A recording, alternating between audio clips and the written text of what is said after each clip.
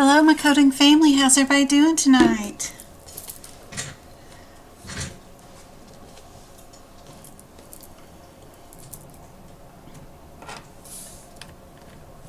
It has been a crazy, crazy day today. I still can't get into my Facebook account for, well, I can get into it, but it won't let me post anything on Medical Coding by Jen Facebook with the Medical Coding by Jen account for some reason.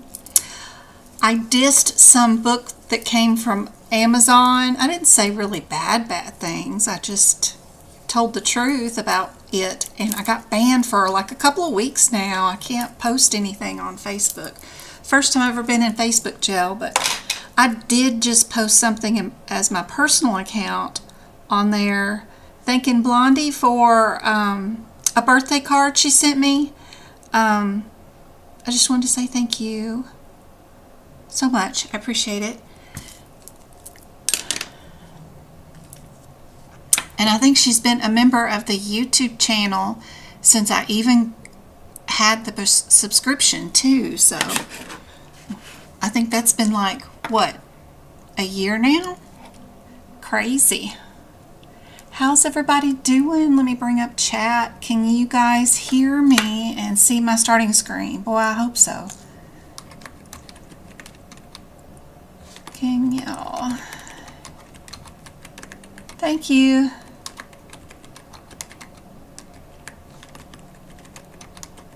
I love my keyboard. You can't hear me type. I love it, love it, love it. Oh, Blondie's in here. Is she in here? Oh, she is. Thank you so much. Hey, Ada. Hey, Sherry. Hey, Tamlin. Hey, Melissa. Joni. Good to see you. Finally made a live. Pearly. I've seen you in my lives before, but it's probably been a little bit. Yeah. Jen, good to see you. You take your test on March 16th. You're hoping to get a free membership. That's awesome. Keep talking. Keep talking. Marissa, Daniela, Zena, Clarissa, Go-Kart. Good to see you too. I haven't gotten your birthday card yet that I know of, but I keep checking the post office. But we had a doctor's appointment yesterday, and I didn't go today. We had a plumbing issue. I had to get a plumber out here, and we had to cut into the boys' bedroom sheetrock to fix the bathroom attached to their bedroom. Oh, such a pain. Clarissa, Jessica, Yasmin, Lynn, Jessica, yeah, Ibis, good to see you. It's been a little while for you. Yay, thanks, Jen. I'm a big fan. Oh, thank you. Tanya, good to see you. You're very welcome. Did I answer your question? I hope I did. Please ask away. If you do have a question while you got my attention, please ask. Is the cases for the exam shorter than the exam, I hope? They might be bigger, but everyone says that they are easier to do. They end up being very surprised about how easy those questions end up being. The main thing you're going to have more trouble with is your E&M questions, for sure.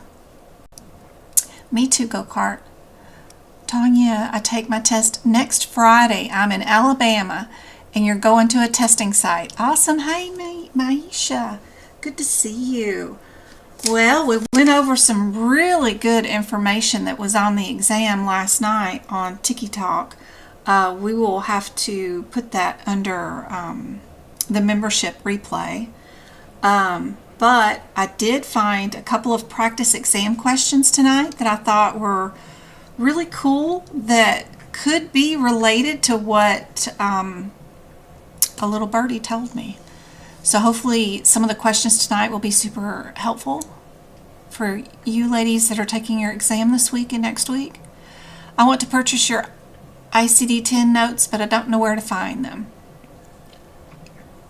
Well, I can help with that. Let me see.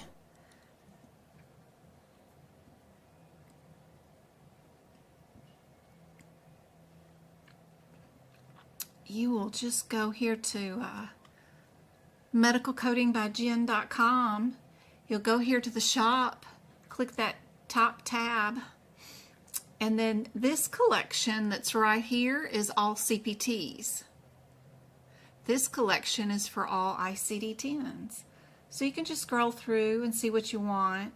Probably the ones that are the most helpful are, of course, the ICD-10 guidelines, but the pregnancy scenario, the HIV sepsis ones, the diabetes example one right there. Very cool. Do I not have the pain ones up? It may be attached, and the COVID ones, I'm hoping that they're attached to some of these, and maybe I just forgot to list their names, but I do have COVID and I do have pain done too, and the cancer ones. Where are the cancer ones? Also, if you just keep scrolling, everything that I have listed on my website in one big huge lump sum or whatever is all listed here, but it's all unorganized. You know, it's by the date of when I posted it. We even have wrapping paper with our logo on it if you want it. You know, our little logo, in case you didn't know, it kind of reminds me of like the side profile of my face, you know, and then maybe the plus symbol and then the side profile of your face. So it kind of reminds me of us together working to accomplish something. So anyway, that's why I like that one. I had some lady on Fiverr send me a bunch of logos, and that's the one that I liked. She didn't give me any, you know, what she thought they were. She just made them, but that's was my impression of it when I looked at it and saw it. Anyway, everything is listed right here on that shop page. There's all the hip picks notes are all in one download right there too. And then, yeah, just a bunch of stuff. But hopefully you can just go to just the resources tab, go to the CPT book prep page, and you can make your own notes by clicking on my 8 pictures that I have here, following the directions and doing it throughout the entire book. I even have some examples of what I do for the ICD-10 here too. So hopefully you can do it without buying any notes, but maybe if you don't pass your exam, you can come and buy the ones that you need for that particular section. If you're a member of my website, which is a $5.99 thing, I do have practice exam questions for E&M on this page, and then integumentary, cardiovascular, and anesthesia up so far. And there's like just a crap ton of, that's all E&M. I just did all one. And you just click on whichever one you think the answer is, and then the correct answer and rationale show up. So they're super easy to navigate, but there's just a ton of them if by chance you want them.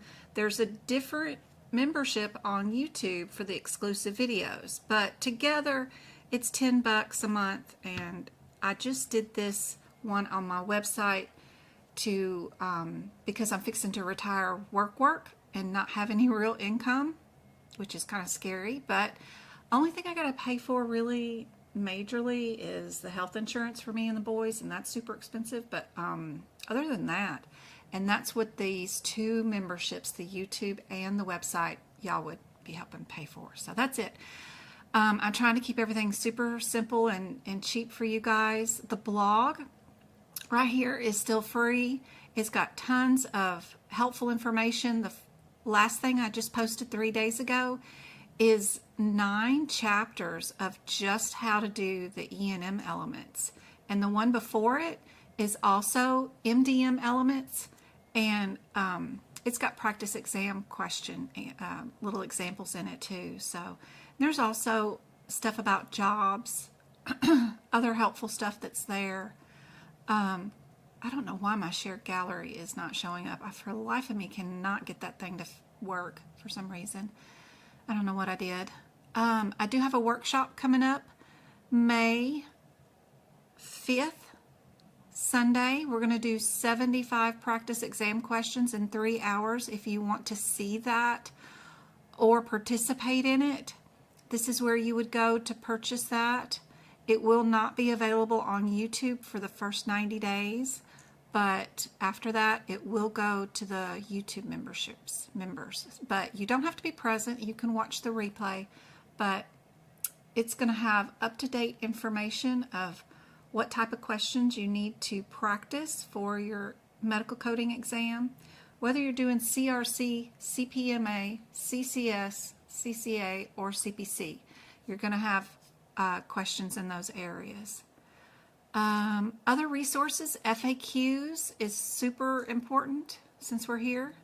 Guys, be sure and go down to that third FAQ because it is super important. It has the link to get into our interactive Discord study group, which is totally free. More practice exam questions in there than you can shake a stick at. Each room has, each kind of certification has their own room. Each book has its own room. It's very helpful. CMS gives away free certifications and courses. There's a link to that here. There's a free scholarship with the AAPC link here. There's a free pocket prep link here. Just tons of free resources here, so be sure and check that out under the FAQs. Social media links, of course, when you want to join our Discord group after setting up your own Discord account and verifying it, then you just come here and click that join now and it'll toss you right in to our Discord group and you'll be able to hang out in there with us. My schedule, when I go live, where I'm live at, is right here on that social media tab too. And if you do decide to do pocket prep, which is a third party, not attached, I don't own a stake in it, but if you decide to do pocket prep, which has practice exam questions for AAPC, that's their link right here. I have two of them on my main page, the one with the cell phone or the purple one. Both those links will throw you right into AAPC. They have into their practice exam questions for AAPC. You'll go straight here to medical and then click the top link, and they have 750 practice exam questions with rationale and page numbers of where the answers are with a pass guarantee. If you purchase the 3 months for $40, they have that pass guarantee for your certification exam, which is pretty cool. It's super handy dandy, and I've been using them since 2019. I didn't purchase their questions before I took the CPC exam, but I did download the app and do the free 30 questions before my exam. I don't know why I never did that, but you can see how many questions they have in each area. They have cases, they have E&M questions, lab and path, and all that stuff. So super handy dandy. And if you do use the link on my website, we get a couple of dollars, and eventually they're going to be sending me. Some of you guys did already use the link, and so I should be getting like $100 really already. That I can use for those YouTube memberships that you guys love. So that's it. That's where you would find my ICD-10 notes. Hopefully that's helpful. Hopefully that was able to be heard too. I know sometimes when I switch screens I forgot to add a camera, or no, the audio to the new screen, because I deleted something and didn't tell my IT director that I did.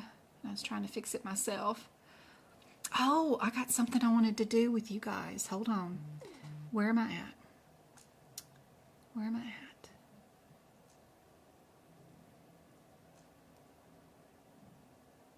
I may have to add one. A window capture. Okay. And then I want to go to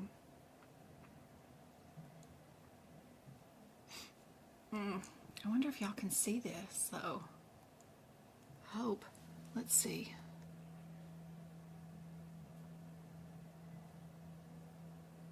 Did that open up?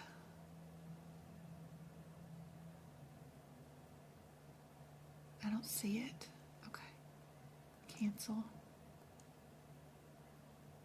Delete. And let me try again. Window capture this. Whoops, I added a video camera. Hey guys, wrong one. I didn't mean to add that. It's okay. Hit save. And we'll just turn it off for a second. And then add window capture that. Yes, that's what I want. AAPC. Can you guys see that? I hope so. They have a crossword puzzle in their magazine this month. And I thought we could at least do just the first 10 or something today. If you guys want to do. Let me check on chat. Number 1, shortness of breath, RO 6.00, and it's 1, 2, 3, 4, 5, 6, 7 things down, I think. I had trouble getting my credit points checkout.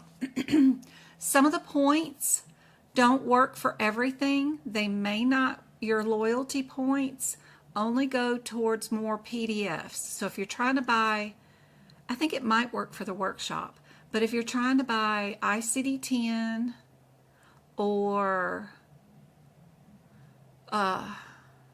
tutoring, I don't think, not that I've got tutoring, it's going to start in September, but not till then. Maybe the memberships, some other things, it doesn't work for.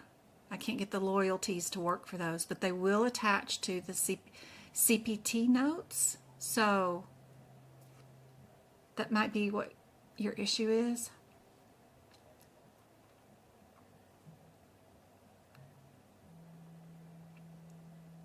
So the $5.99 at my website includes the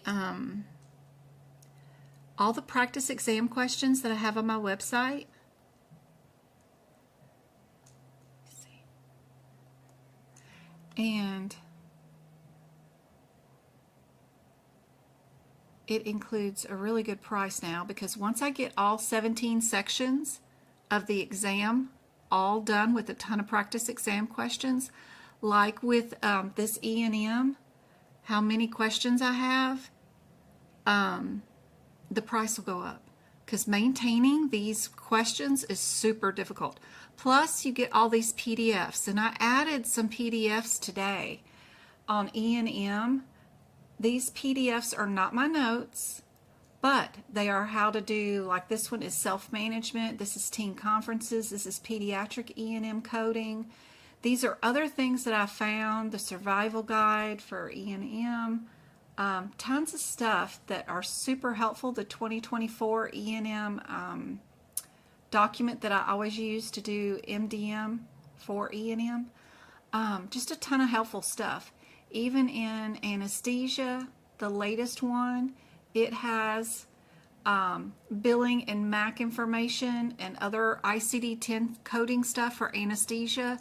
These things you can instantly download, along with doing practice exam questions, a ton of them. So that's what the membership has in it.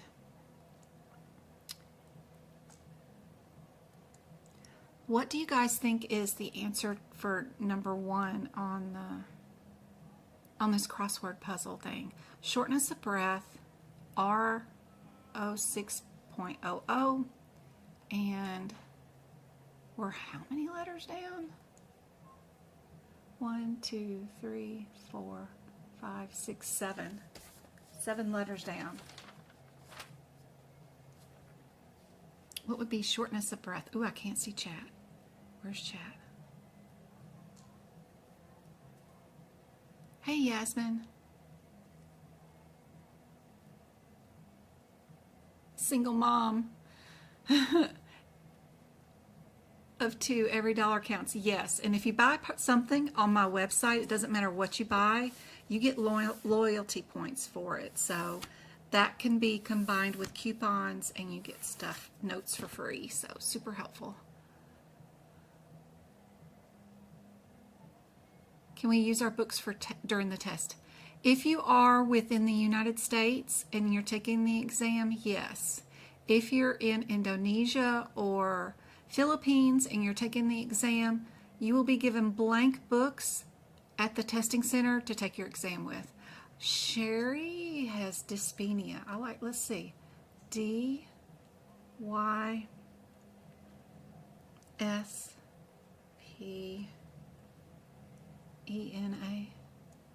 E-I-N-I-A.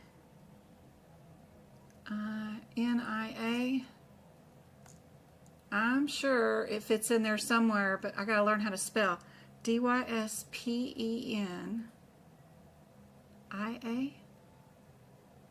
All right. Number 2 is itching, L29.9. It's 1, 2, 3, 4, 5, 6, 7, 8 letters down. Itching. Hey, Twinkle.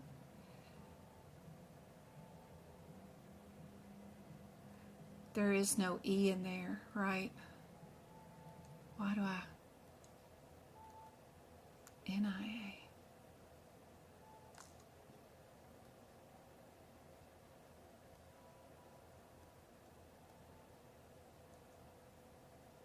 Itching, itching, itching. Is it trick? It's not a trick, is it?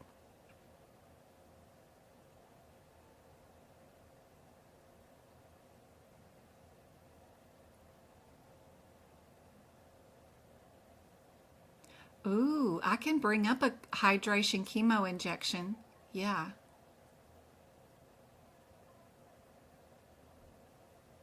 Oh, y'all are doing the P word. All right. P R U I T I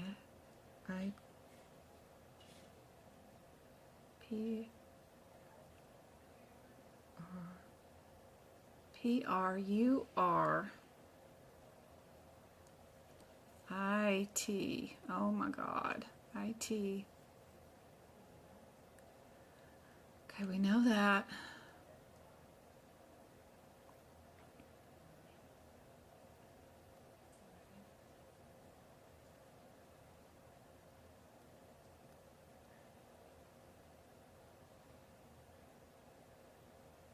That one's going to be an I, not that. I'll have to fix all these tomorrow.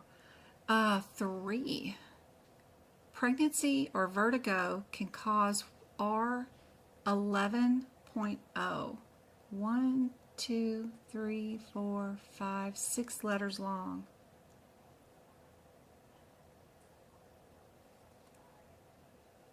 Vomiting. But vomit is too, no? Yeah, nausea. All right. N-A-U. Heartburn. Heartburn was the worst.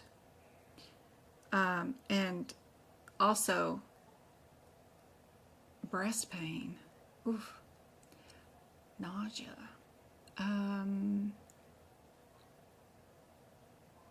7 down is the length of the thing, a bunch.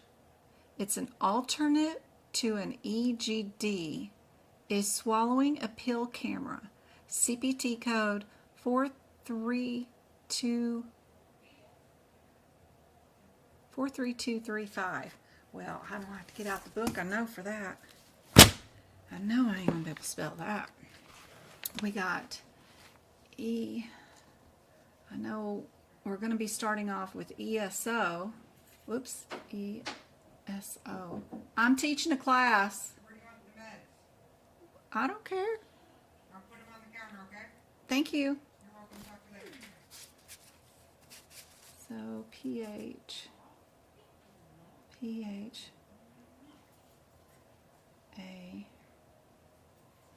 because we're esophageal, right? Esophageal, and then what am I going to do?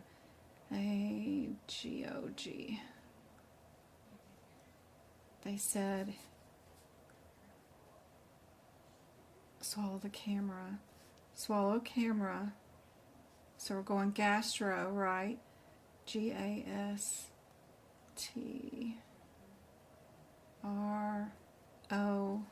Camera. Camera's going to go through small intestines, large intestines. Now where am I going to go? I know it's scopy down here. P-O-C-Y.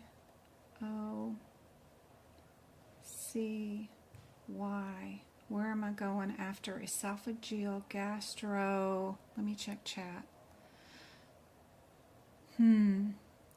Esophageal. Yeah, we got another word here. We got a big one. Esophageal, gastro.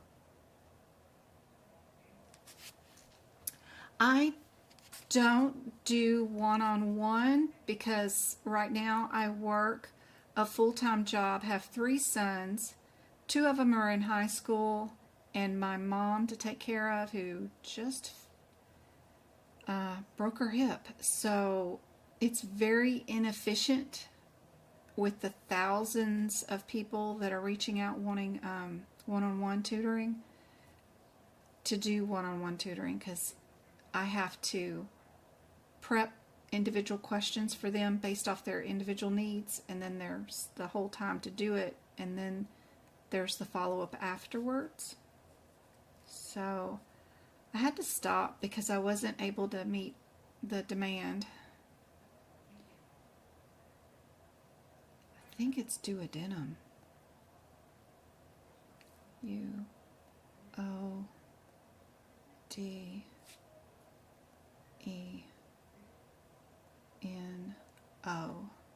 That'll fit. Alright, that was what number? That was 7, 8. Number 8 is blank mass not malignant. It's 1, 2, 3, 4, 5, 6 letters long. But yeah, she did. She broke her hip, was down on the floor in her part of the house, and couldn't stand up because her leg became detached from the rest of her body. So she laid there for a couple of hours, and after squirming around to where she could get the remote control to the TV and was just laying there flipping through the TV channels, she finally figured out she could reach her telephone, and she knocked it off the wall and called 911, who then called the house, called me, and let me know that she's had fallen and can't get up and that they were on their way. But bless her heart, she's doing great. Her hip is wonderful. She's in physical therapy right now and doing great. Benign, I know. I feel so bad, right? I feel like the worst daughter ever. We live in the same house, but she lives in the casita attached to this house, and she had no way to call. I gave her a smartwatch, but would she wear it? No. She likes her wind-up watches. She had that in there too, but it wasn't charged. She could find her cell phone, but she's doing much better. Number 9 is fainting. R55, fainting. And it's 1, 2, 3, 4, 5, 6, 7 letters. And it starts with an S and ends with an E. Fainting. Thanks, Go-Kart. Her legs are even too. They say a lot of people come out of those hip replacements with one leg shorter or one leg longer. Hers are like perfectly even. So it's awesome. Syncope. Oh yeah. Why? Got all these words that I gotta spell. N-C-O-P. Perfect. Alright, 10. A Latin word for flowing ear. F-L-O-W-I-N-G. Flowing ear. ICD-10 code H9210. And 10 starts with an O, of course. 1, 2, 3, 4, 5, 6, 7, 8 letters long. A flowing ear. Anybody ever heard of that term before? A flowing ear? But I plan on retiring the end of May. I plan on not going back to work June 1st for the first time in my life since I was 15 years old, and it's very scary, but I will have completed 30 years in the workforce in medicine alone when I retire June 1st. So I hope to be able to do more one-on-one tutoring.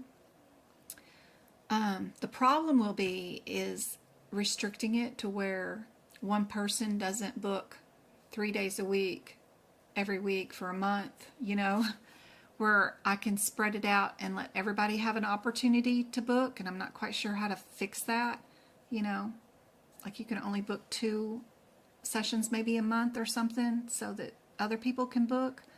But June, the boys will be out of school and be in summer school, and the boys have a ton of activities that I got to take them to and stuff. So that's why I'm going to start in September.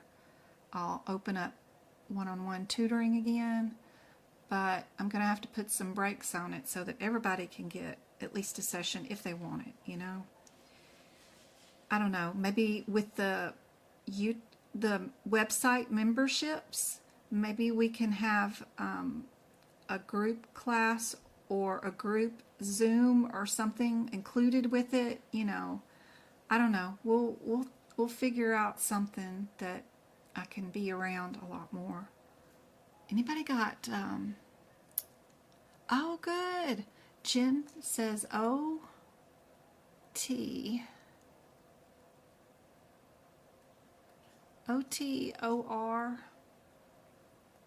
whatever the heck this is, OTORRHEA, a flowing ear. Has anybody read the naughty books on the elves or whatever, I don't know what they are. I don't know, but everybody's talking about them all. A lot of the TikTokers are. Who are they? I gotta go to my library and see. The Court of Thorns, the Court of Silver and Flames, the Court of Frost and Starlight, and Court of Wings and Ruin. When they get all hot and bothered, I just skip that part. The Court of Mist and Fury. Every time I think of ears, I think of those characters. It's too funny. Some of those audiobooks I listen to while I'm auditing patients' charts. All right, we'll do some more of these. This thing has a whole bunch of them, and I don't want to waste all of our lesson doing it, but it's fun to do crosswords and stuff like that. So this is in the Maze magazine for AAPC, and it did come with some practice exam questions for this month. Oh yeah, has anybody ever seen their name show up in one of those monthly magazines? Like, I've been looking for my name this year. I didn't look for it in 2019. I didn't even worry about it, but I've been looking for it for the January passing of the CPMA, and nothing. And we're into May now, so has anybody ever seen their own name in one of those magazines? Because I looked it all through all of them today just to see if it happens to be there. Since I was downloading this one to do the crossword, I went on and downloaded the rest. I never really read the magazines, but I do go to the practice exam questions. I was just curious. Has anybody ever seen their name in the magazine?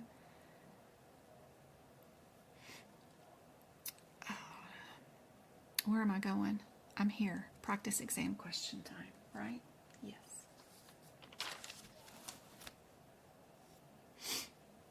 A couple of the first questions are from last night when I was showing people how to get into a course, copy and paste the questions from the study guide if they have an e-version of the study guide from VitaSource or Centrids or whatever that people are using. So the first 5, I'm in a course right now to do CPCO for auditing. So that's what the first 5 are, because I forgot I copied pasted them on this sheet. So, but anyway, it's good practice for you guys. We'll just go fast through them. What should not be ignored and may require necessary policies, measures to prevent avoidable reoccurrences. It's really weird. Prevent avoidable reoccurrences. Is it a compliance program, a control measure, a risk area, or workflow? You've got 2 that start out with the letter C. You got 3 of them that are 2 words each. I still look for similarities and things that are the same, or the irregular one, which is number 1, but they don't even give you a context of what they're talking about in this question. It's very vague. You think you did years ago?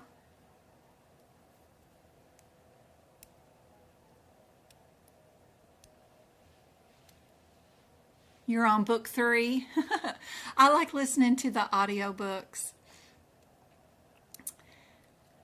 Risk area for this one.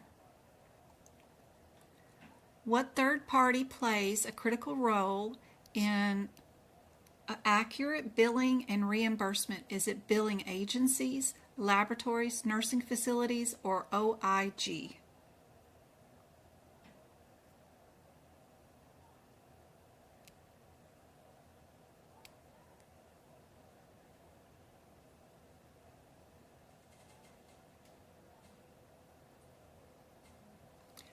Again, we got like 4 words, 2 words, 1 word, 2. I count everything. You'd think it was OIG, right? But nope, it's a billing agency. Providers have come to rely on billing agencies over the years to send out correct claims on their behalf. Silly question, isn't it? It's got nothing to do with CPMA or CPC, right? It's just a silly, vague question. CPCO is weird. Very weird, y'all. What should be really readily accessible to all coding staff? What should be readily accessible to all coding staff? I could never be one of those proctor readers, the newscaster girls. Billing certification, CPT code book, all the essential coding resources, or nursing handbook. Yes, C. Why should compliance officers set disciplinary policies for non-compliance? Employees need to follow the rules. Employees should know consequences. Employees should know what to expect or need to understand the policies. Some of it's kind of like HR. CPCO. It's like you're a human resource person or something.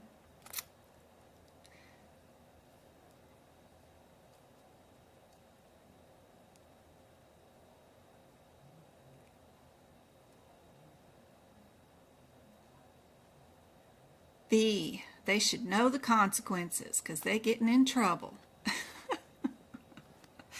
It don't make no sense. You know, whatever. I just learn what they want as a particular answer. It's like we're 3rd graders. What? And you got to think from the employer's point of view. You're going to give your employee consequences. Which of the following should be reflected in a billing company's written policies and procedure? Federal statutes, current or current only, or federal and state statutes, regional or federal, or only current state. Very crazy. Do we have two entities or one? We've got one entity here, one entity here. We've got 2 and 2.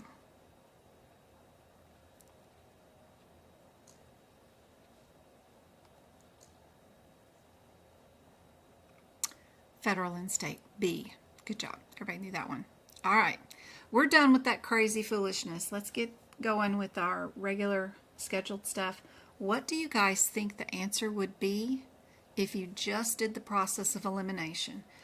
Looking for similarities, looking for irregularities, thinking about the ending digits and the patterns that they tend to be, maybe.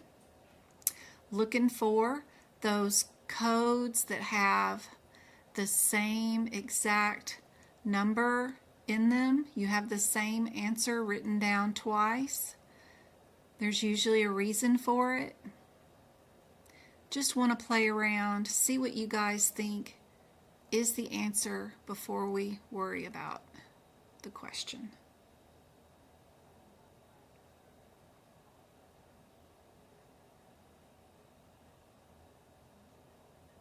Oh, I'm so glad. Glad you like that one, Melissa. My IT director, my oldest son, has been bugging me to do stuff like that. And it sounds kind of trendy-ish to me, like the 5 most this or the 5, I don't know, it just sounds showboaty or something, but he's been bugging me, and he's the one that made me start the YouTube channel anyway. I'd still be just TikTok. And I made it, and it actually did turn out okay, right? I think it did.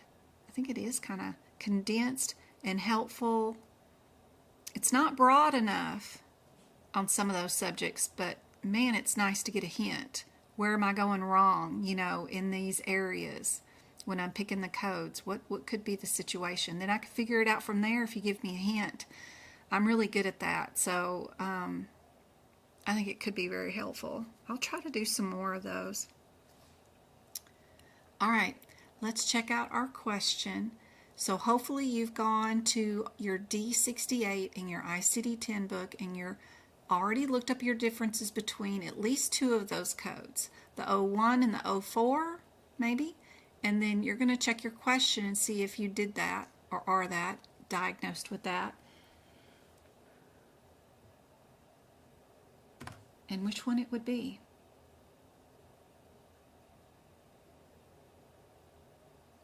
I got this from one of those magazines today.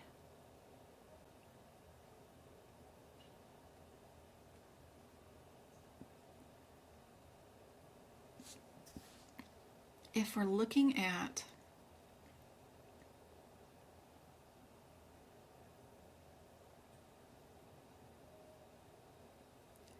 what the provider said, would this be 1 diagnosis or would it be 2?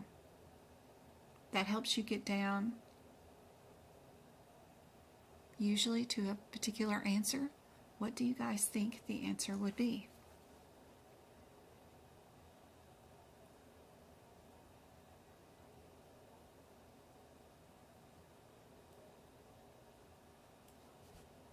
Be sure to make comments in chat so that when I give away these memberships, you guys will have your name in the running. Be sure and let me know things like what state you're in, because you might find a study buddy you didn't know you had, and when you're going to take your exam. I know some of you already said that, but just saying. How many do we have in right now? We got 42 in and 21 likes on the YouTube. thingy right now. Awesome. 43. It's a good bunch. Tennessee.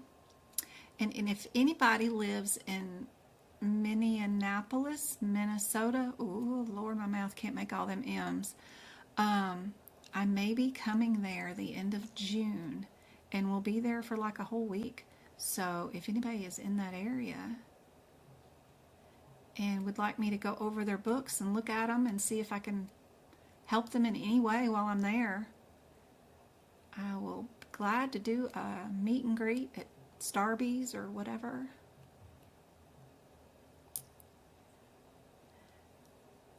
Anybody get A? Most of the time the answers are just one code. You can see how in this question, the way they had the first sentence and the second sentence with the word and in it, they're really in the do to, trying to push you to do two codes, but it's just one. And if I had done the process of elimination, looking for my similarities, I would have picked A already. Just because the thing is written down twice. What are the 4 subtypes for type 2 VWD? You know, it's the 2A in the beginning. You've got 3 of them that have the 2B. So that's probably more likely, right? Then you've got 2 that have the 2N.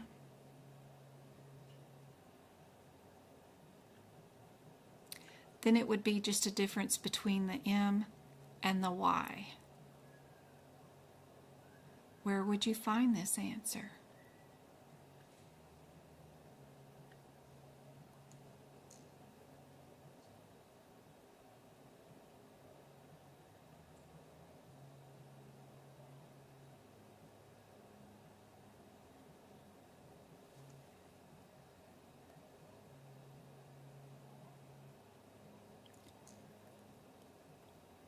North Carolina.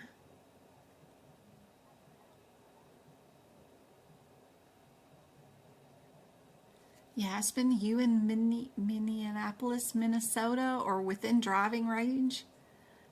Cali.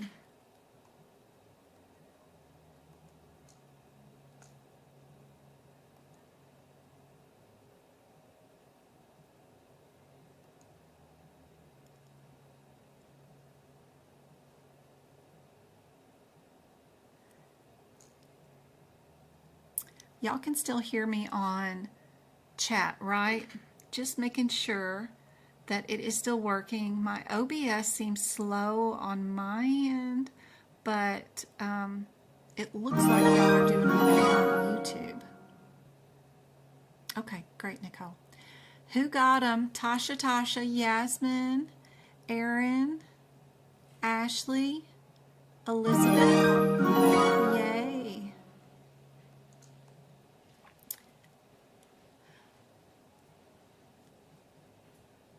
Here's our rationale.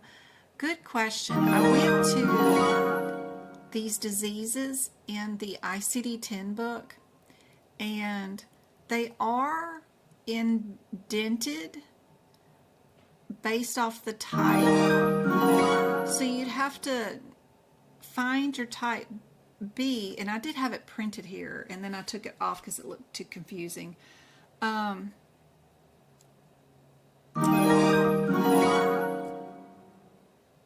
It's not easy, but it's in the ICD-10 book, and it's by watching the indentions in the index, and then with the ones that are grouped underneath 2B, you can find how you count.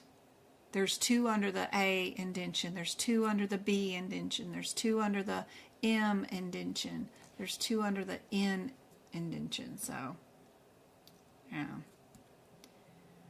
Those are rough questions. Never seen anything like those questions on the CPC exam or heard of them being on the exam. But they're in the monthly magazine, so I brought them out because they look crazy. This one, we've got 2 with the 301 and 2 with the 00. Then it's just a matter of the J is in all of them, so no worries there. The diagnosis is the same, no worries there. It's just a difference on whether we're going to add in the 301 or not, or flip them around and do the 301 first and do the 300 second. We've got modifiers here that might make a difference and help out. Would we need to add a 59 modifier if we coded both of those two together? Or is it simply A, the one with only one CPT code, one HitPix, and one diagnosis, where the other ones have 2 with the 1 and the 1? Looking for these patterns helps me. I don't know if it helps anybody else. But think about what you think might be the answer without even looking at the question. Put that down somewhere and then see if you're right later on. Sometimes it's helpful.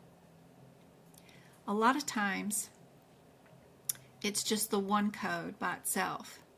And if I had to choose between B, C, and D, I'm going to code my more expensive code first, which is usually the bigger of the codes, right?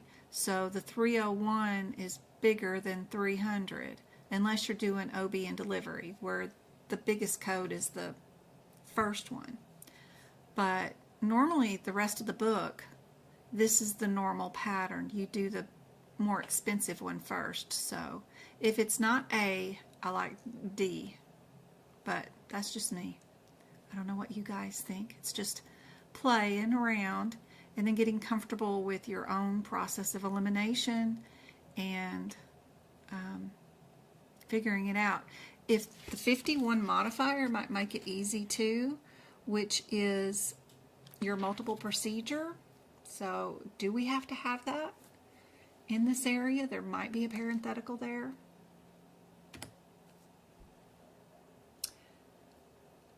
And someone that took the exam yesterday said there was, what did they say? I think they said there was an IUD, or what did they say?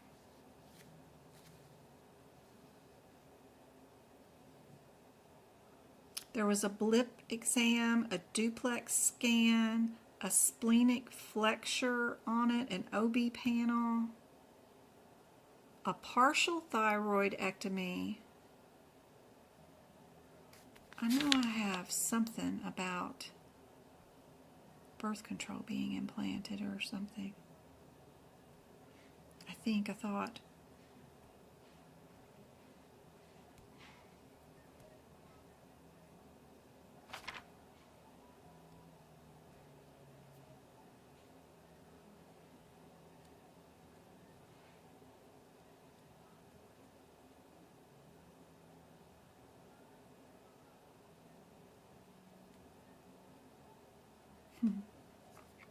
I don't see it now in my notes though, but I thought for sure they said something about this one. What do you guys think is the answer?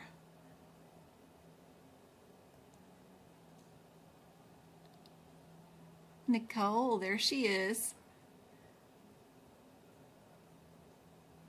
She said there was an IUD question on the exam.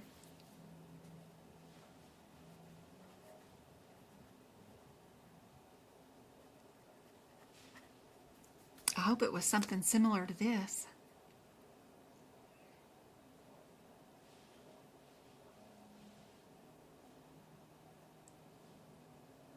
This makes my day much better. Aww.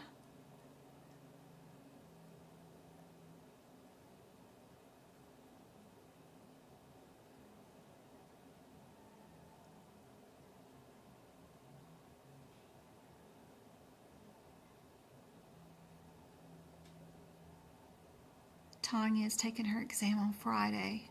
So that would be very helpful for her.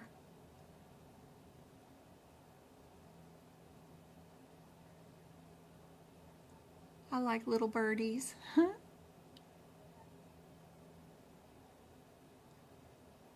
I've learned more from you than I did from school.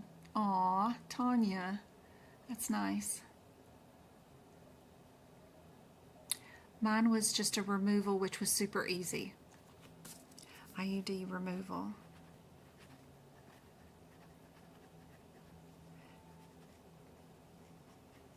All right, what did you guys think is the answer?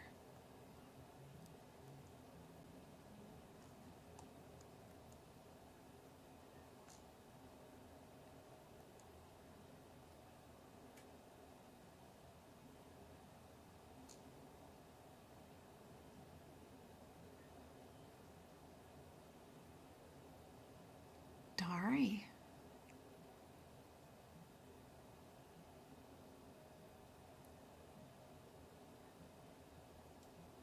The cases were not the worst. They were not bad at all. I need as much as I can possible with cabbage procedures and arthrosclerosis diseases. If you have time later. Awesome. What? Somebody else asked for chemo, drugs, and cabbages. I will have another live here on YouTube on Thursday. If we don't get to those, we will definitely do them on those days. D was the answer. Let me try to move a little faster. What do you guys think is the answer for this one? If you just had to pick, just from looking at these, we know that these two codes are obviously add-on codes, and we can't code them by themselves. So it'd have to be between C and D, and always choose the cheaper of the two. So I would pick C if I was doing the process of elimination. What do you guys think is the answer for this one?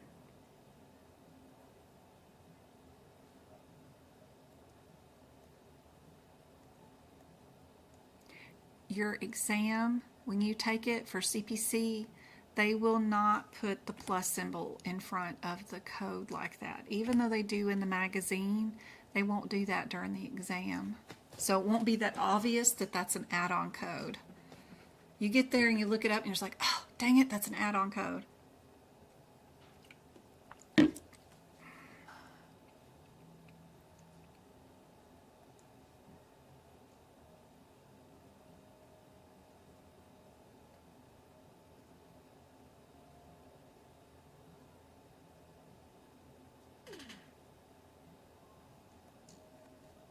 Correct. Good job. What do you guys think might be the answer for this one? We can't do the process of elimination actually for it because it's E&M, right? So we need to know our headers for the codes. Do you know your headers? Thinking about those headers for each one of those, whether it's observation, subsequent, or discharge, you're only going to look for the status of your patient. But the next step after you look up your headers is to read the last sentence in the E&M question or case. Skip all the beginning unless your code differences are those baby pediatrics in the back where it's just an age difference. Then you can stop at the front. Other than that, don't read anything in the beginning of the E&M question. Go directly to the last sentence because it's super important. They give you a ton of propaganda and you think you're going to be coding some situation, but at the end, the last sentence says, how would you code this procedure? Well, they're not asking you to code an E&M situation at all. They're asking you to code a procedure. So it always ends up being something squirrely at the bottom. So always check the last sentence first. This one is only one sentence long anyway, but you know what I'm saying. When you work with these questions long enough, it will be maddening. What do you guys think the answer is for this one?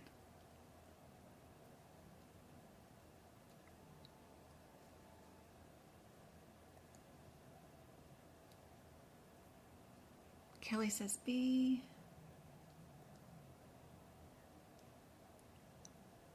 Subsequent.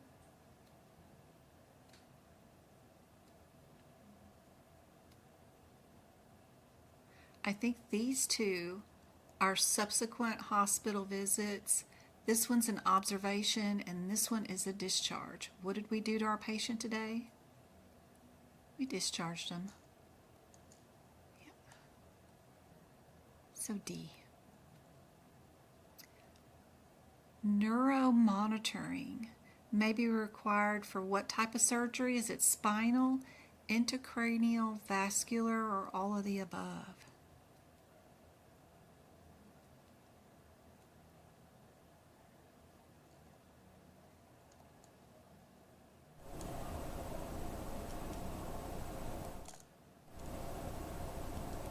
Sorry, playing around with OBS, trying to see if it'll refresh chat.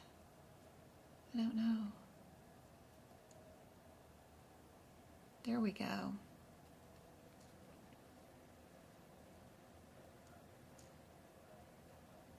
Their favorite answer, all of the above. That is usually one of their favorites. All of the above, none of the above. They love that answer. Which is not a covered preventative service in Medicare during telehealth?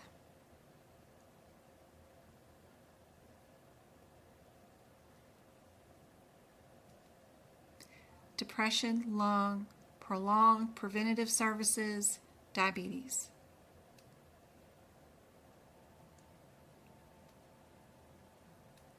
Still don't see a correct answer in chat. Nope, still don't see. Can we ask you if you're depressed? Face to face, but we can't touch you. Yep. Can we do a lung screening remotely? Yeah, because we can ask you if you had a history of smoking. Does your family have a history of it? And we can hear if you're wheezing. Preventative services. I can tell if you're of a certain age. You need to have your colonoscopy. You need to have your mammogram. I can order those tests and do that remotely. The one thing that I can't do is draw some blood and see if you're diabetic.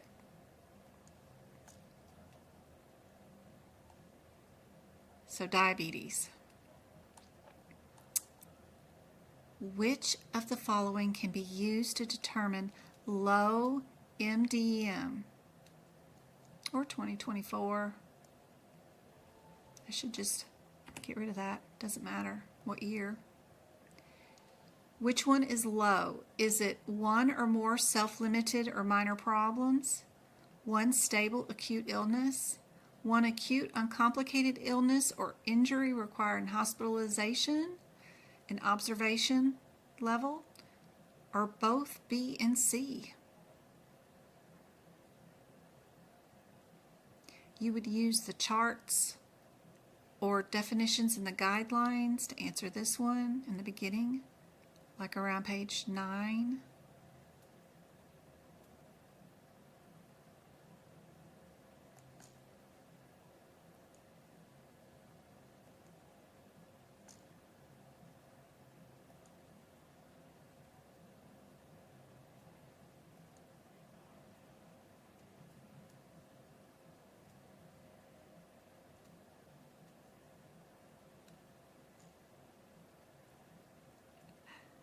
Emily, you just got a membership. That is my cousin Emily's. I have a cousin who's named Emily.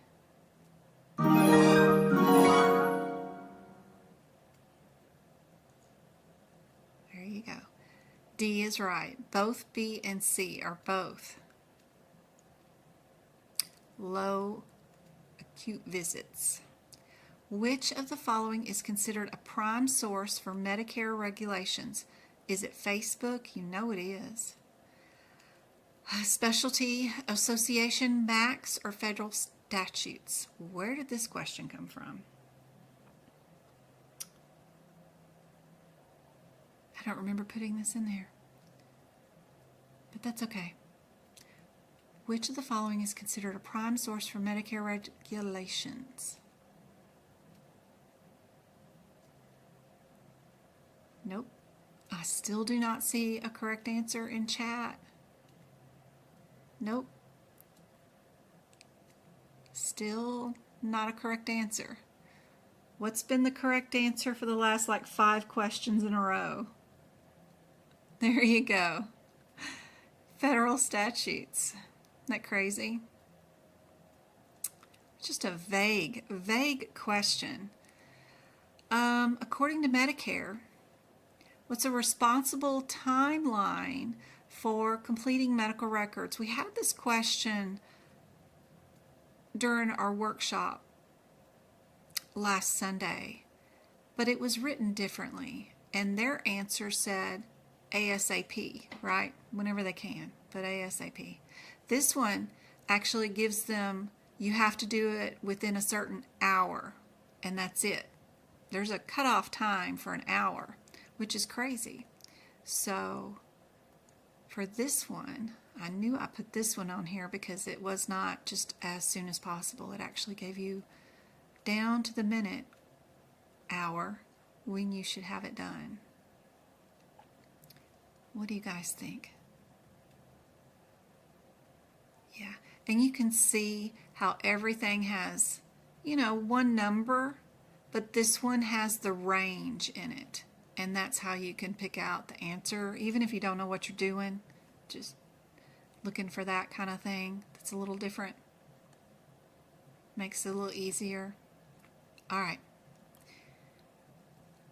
We've got 3 here with the same answer. 2 of them have the modifiers. So if we're doing arms, legs, breast, we know we can add the RT, LT. Some of them have 2 CPT codes. Some of them have 1. And then the diagnoses. We got one weirdo diagnosed here, but the rest are all the same. So thinking about what you would do I use 2 CPT codes or just 1? You can think about which answer would be your, I don't have time, let me just circle one, pick it, and move on. Answer just in case. And then you can review the question and see what you would think. We got neuroplasty of the medial nerve, carpal tunnel. Where would we be?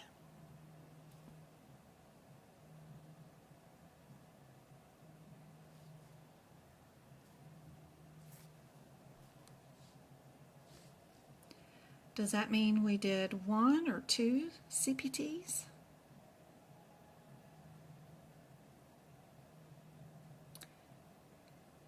Neuroplasty of the medial nerve and an open release of the transverse ligament.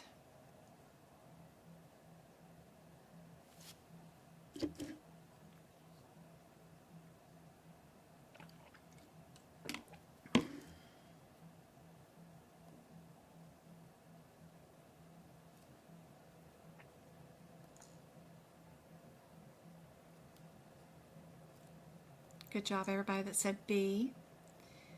1 CPT code. Don't let them push you into coding 2. That will help you during the exam.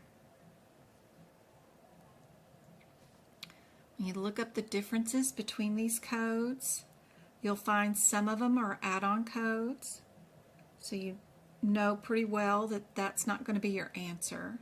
The 22 modifier is for an increased procedure. Do we really see that in a lot of answers? Probably not. So that leaves you with probably just A and D, and just pick the cheapest one, you know, and move on maybe. Here's your question though.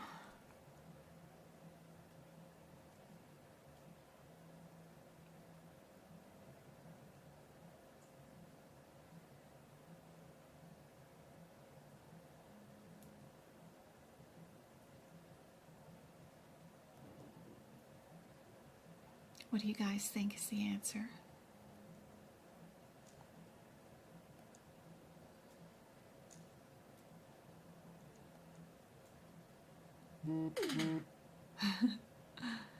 Giving away 8 of those memberships tonight.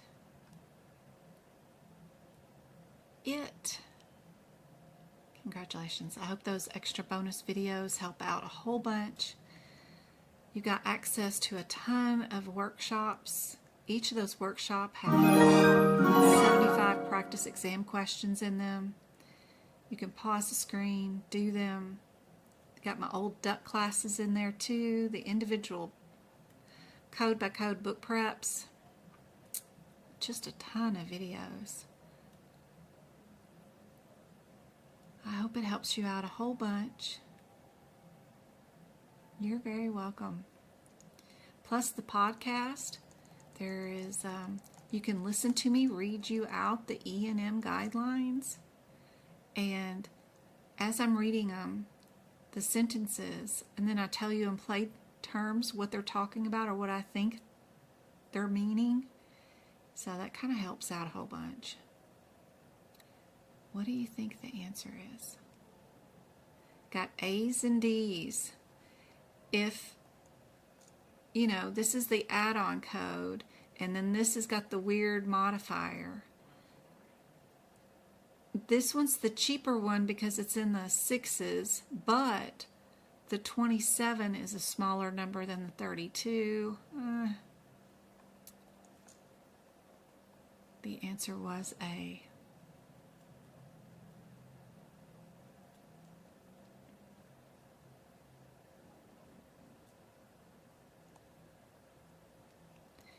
We've got 3 answers with a G code, which means we might have a Medicare patient. One of them has a 33 modifier on it. This one's got 2, 1, 1, or 2. Lots of Medicare ones tonight.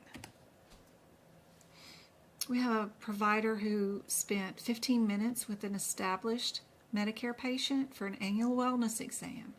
During the same visit, the provider spent another 15 minutes discussing an advanced care planning. How do you code? Also, on the YouTube channel, if you haven't hit the community tab yet, there is a ton of practice exam questions there. You just click on the answer you think it's going to be, and then it will give you the answer and the rationale.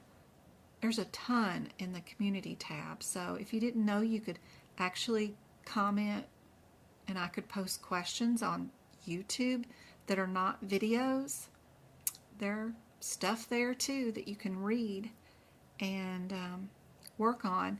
The questions, sometimes I do just random questions that I find, but a lot of times I try to make a question of the day, and they're super difficult if I write them. So those are always fun. I get lots of comments about, what? You're crazy. Yep.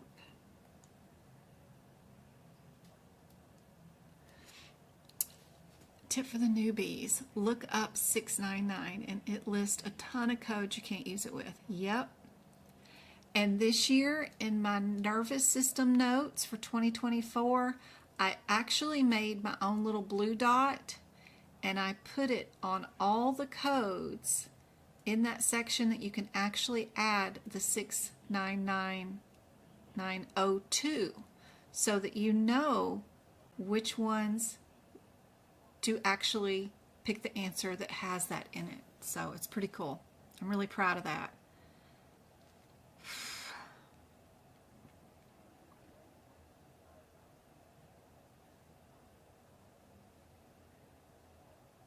B, good job.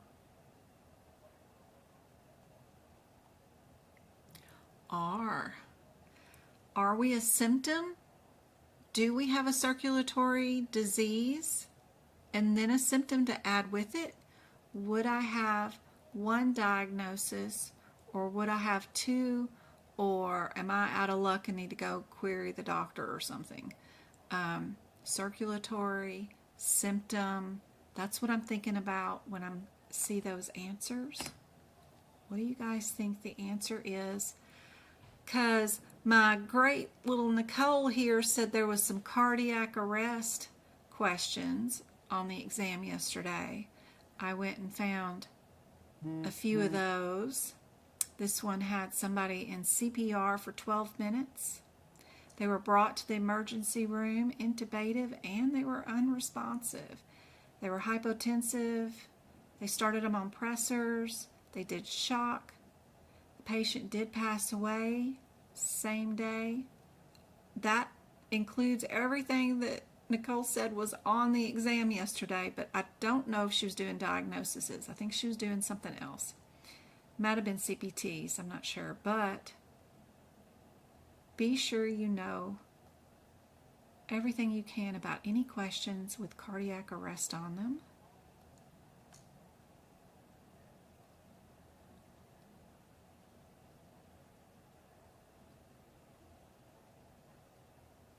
Nicole going to get up here and teach classes with me. You know, if you do write your own practice exam questions, or if you make a PowerPoint presentation or your own crossword puzzle, anything you want me to present, or if you want to present something during one of my live lessons, you can get a free section of my notes if you want. In case you didn't know, just email me what you want to present or have me present on your behalf. And when I do that, you can pick out a section of my notes that you want for free. It's always good to teach one after you learn one, right? That's what they teach us in medicine. So I figure if I can get any of you guys to start teaching too, you would learn more about it too, because it always helps to teach. What is an example of a PP we can study from? PowerPoint?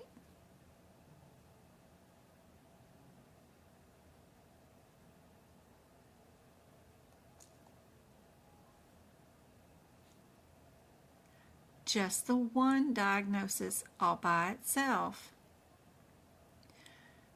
We're not going to code symptoms when you have a diagnosis.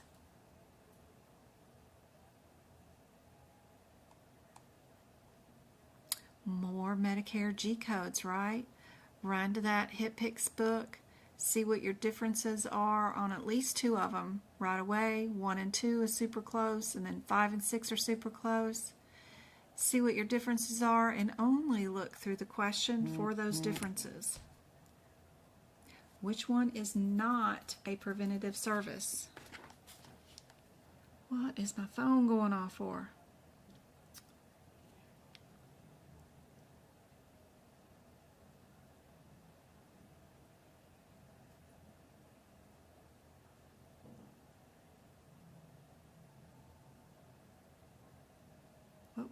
What? I only see...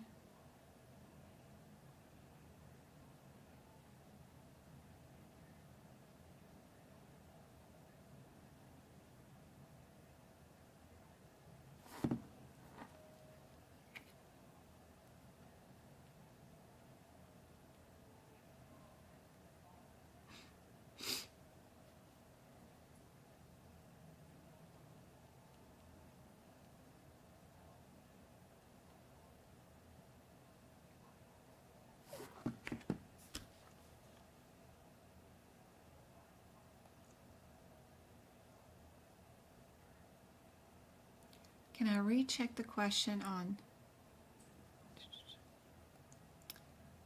64727? 64727.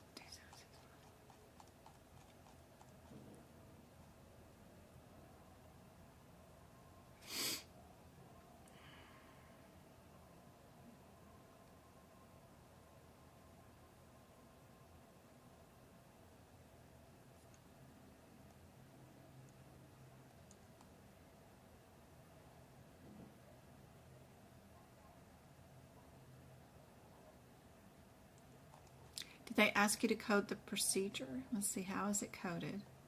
We're using an add-on code.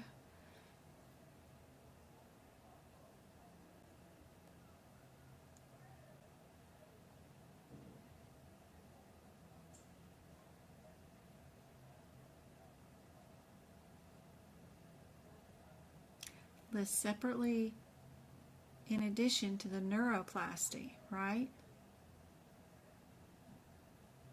The neuroplasty includes a neurolysis in addition to the 4621 parenthetical notes.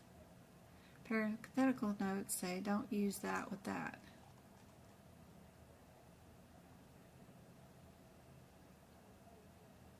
There's not a thing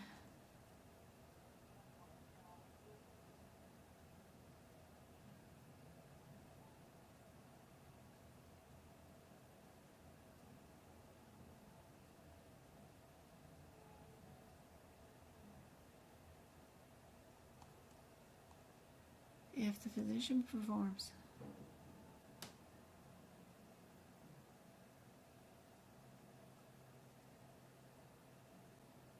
out of these answers that are available to us, which is the best answer? May not be the correct answer for all the coding situation that is going on in this example, but we know we're not doing the microscope, right? We're not doing whatever that is. What's our differences between the, I didn't even look up the differences in the codes. 646. 64632.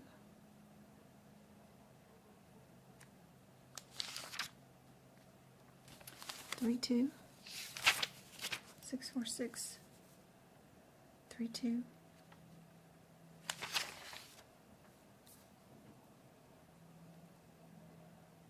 They all out of whack.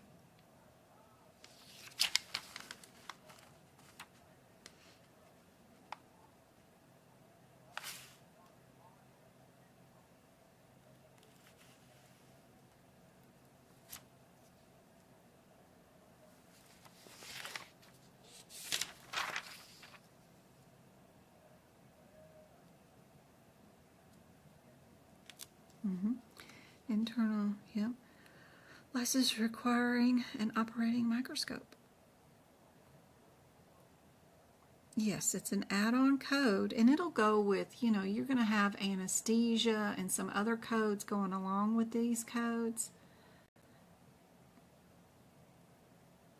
But our 64632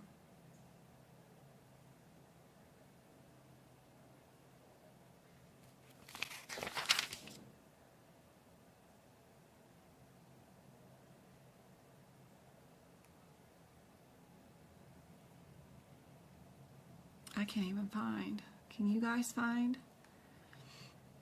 What happened to that code? Did it get deleted for 2024?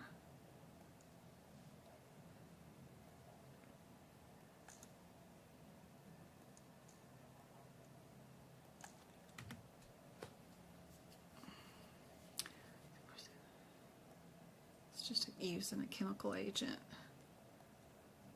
is all that is. It would be just using a chemical agent to destroy something. So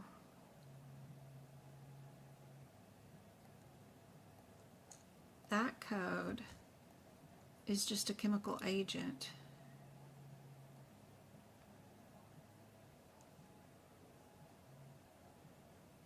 You know you didn't do that. Whoops, I don't know what I did. That's just a chemical agent, and then this one is our add-on code. We've had one other question where the answer was the add-on code, but they were asking us about a code, not the entire procedure. We weren't coding everything with microscope included.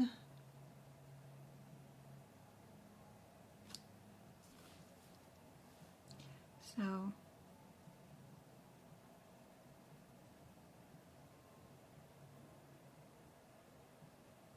if you had to choose, you know you're not doing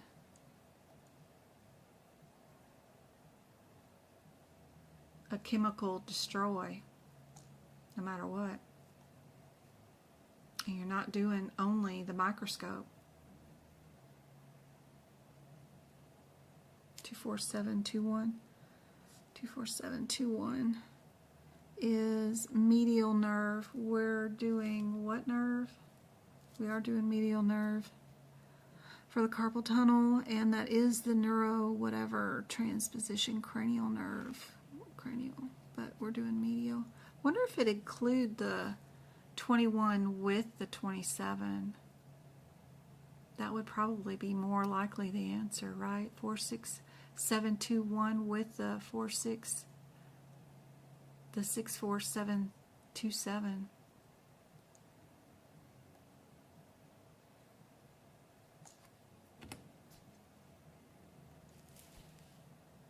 Neuroplasty.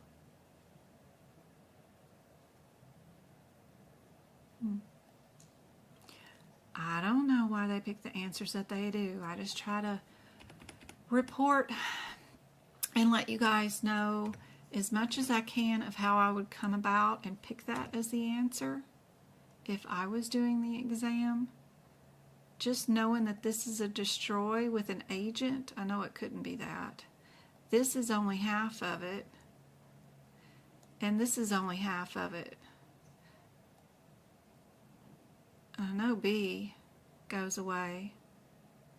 And which one are they asking us to do? How is it coded? They're not asking us to code the neuroplasty.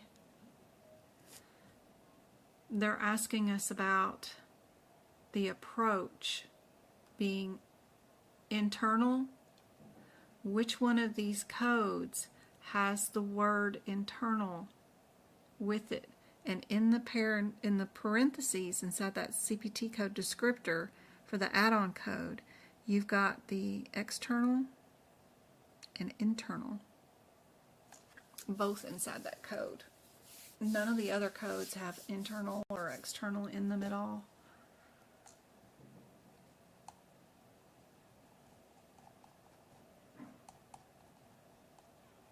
And sometimes they have errors in their questions, you know. They make corrections on them all the time. Which one is not a preventative service?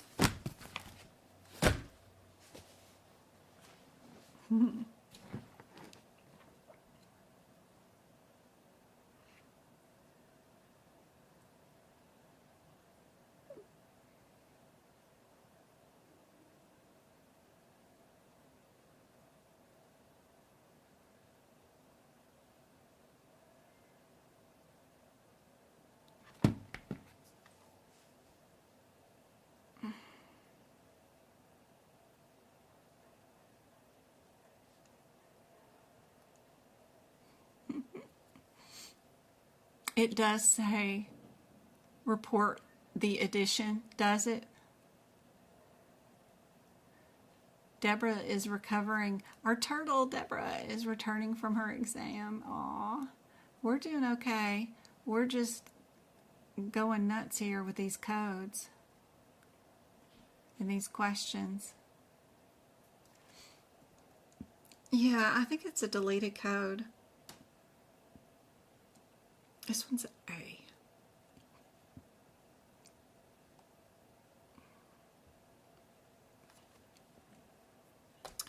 What are we doing with the 952 codes? What's going on there in that section? 952?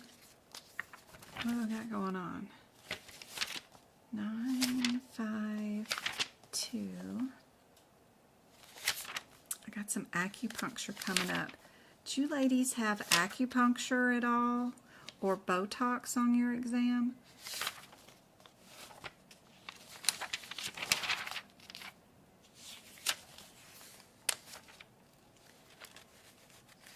And somebody had some sort of lab test that was 5 of something and 3 of something mixed together, but it wasn't a panel.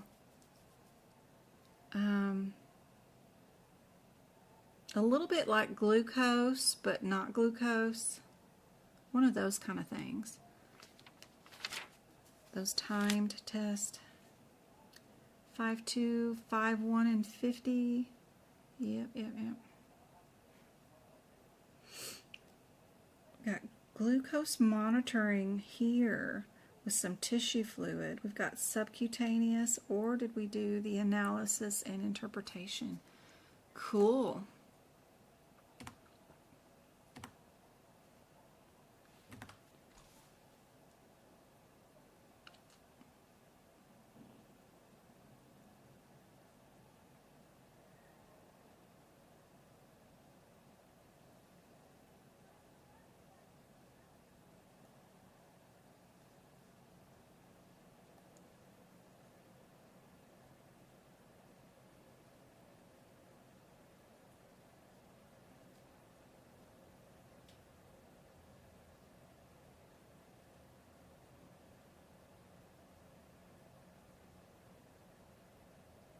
Well, we know that question can't be on the exam since it's got a deleted code in it. Thank goodness.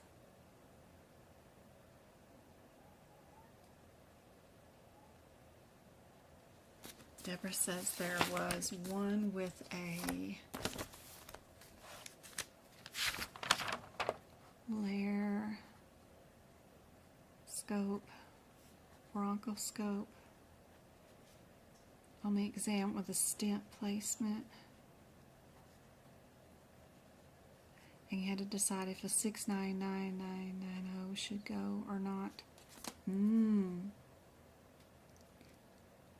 Thanks, Tamlin. It does, it hurries up fast. You're very welcome. You can watch the replay though.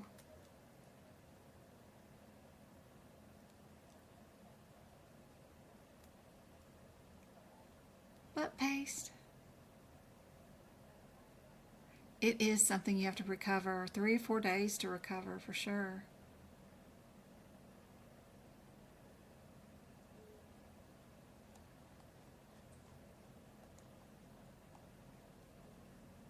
D, you guys know they love these combo answers.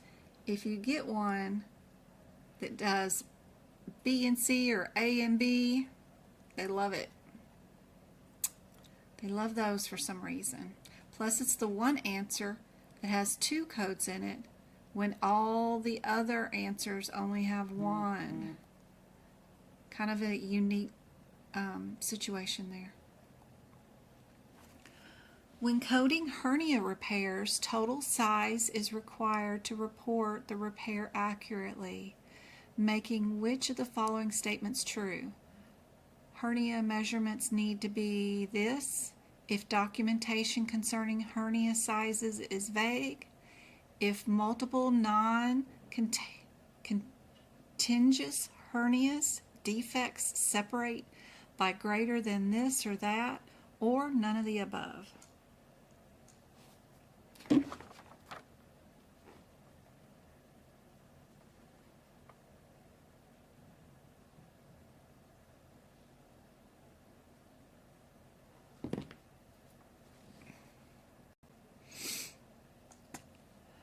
Oh, my computer needs to be rebooted so hard. Thank you, Deborah. You're awesome. I haven't looked yet. I was on email for a little while. No, you shouldn't.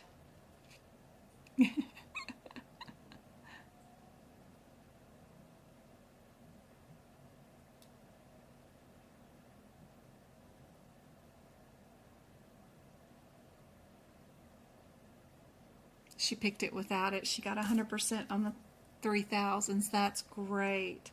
Fantastic.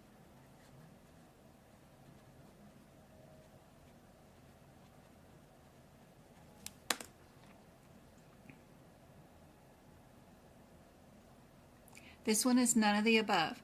None of the above, all of the above. They love those type of answers. Combo answers. We've got category to codes in the back of the book you probably haven't seen. We also have some modifiers you may not have seen. We've got 2 with GA and then 1 with a GZ or a GX. So it's probably the one with the 2 A's. So then the difference would be between those 2 codes. I don't know. Here's your question. Do you know where those codes are? Can you even find those codes?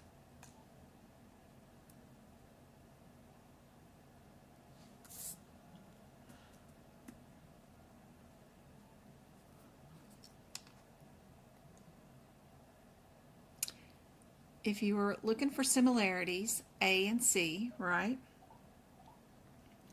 And then which one would be cheaper? The smallest of the 2 numbers. C is the smaller of the 2 numbers, 289 versus 346. If you had to guess and you had no idea and you couldn't find the codes, C is what I would do, just for the process of elimination. Betty's getting a Mind X blood test.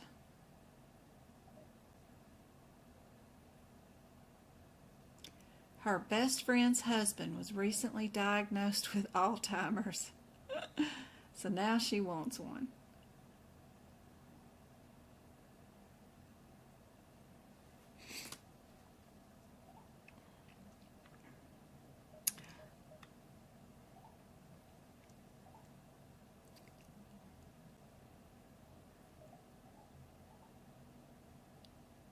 Absolutely. I can explain.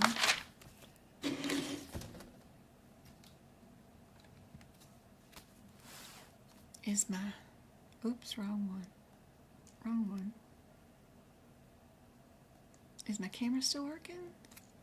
Yes, my camera is still working. All right. So, in mostly musculoskeletal, but there are some all over the place. I love to do the open and closed. Let me turn on some light. It's getting dark in this house. Oh. So, if a procedure is a closed procedure or open, I mark them up by doing the circles. Orange for closed and green is open. A lot of times the CPT codes are the exact same because it's the exact same fracture.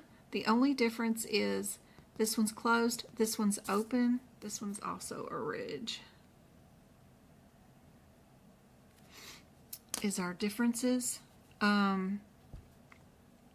Super helpful to do that. If a procedure is without something, be sure to draw one line through what it is without, because just like with this example, they have the without way over here, but if you're running code to code to code, you might not see that it's without, and you might actually pick the closed with manipulation, thinking this is with manipulation, but this is without it. So put a line through it if it's not supposed to have that in it. That's super helpful. If it's percutaneous, I'll draw a line under that word percutaneous. That means I went under the skin to me. So a lot of the procedures are just those 3 things: under the skin, closed, or open. And that's the first thing I look for in my example question. to see if my procedure is open, closed, or through the skin, because that can eliminate a lot of possible answers right away. Yep, yep, yep, yep. But also getting down those little one-word differences is super helpful. This is behind the ear. This is lower jaw. There's like 3 lower jaws, but what am I doing behind the lower jaw? Am I doing a fix? Am I doing plate or screws? Those kind of things make all the differences. Do they have a locked jaw? Tiny little differences. Tiny, tiny, tiny.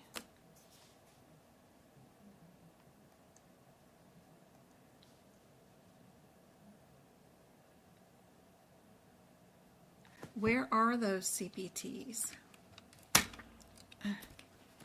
Anybody tell her what page number you found them on?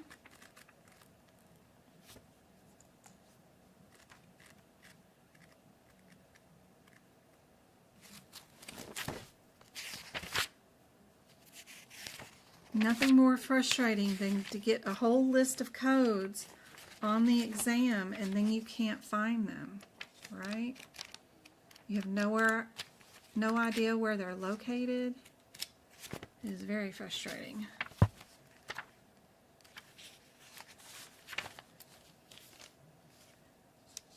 The numbers keep resetting too. So if you run through one set of 02s or 03s and you don't see it in numerical order, well, keep going, because there's a whole nother set. They reset again in the category 3 area, and they could be there. It's infuriating. The amount of places you gotta go to find them.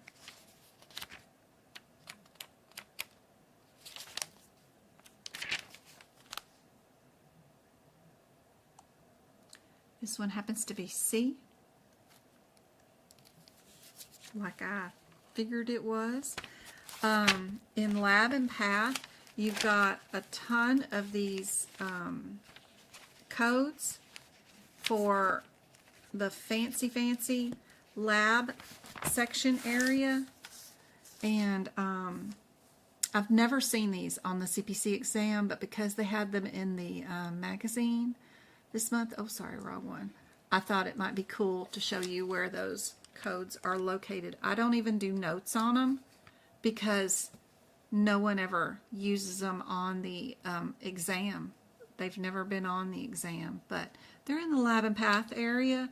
They're in the proprietary lab analysis area.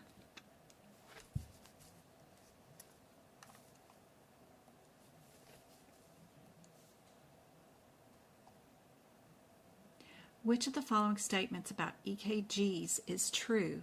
She said she had some EKGs, I think, on her exam yesterday. Would it be EKG codes are not scenario dependent? Insurance will only cover ER, physicians cannot get MDM credit, or insurance companies allow? We've got 2 that start off with the insurance companies that are similar. So I would focus on those answers, see if there's anything that reminds me of anything in a guideline or anything that I might have read.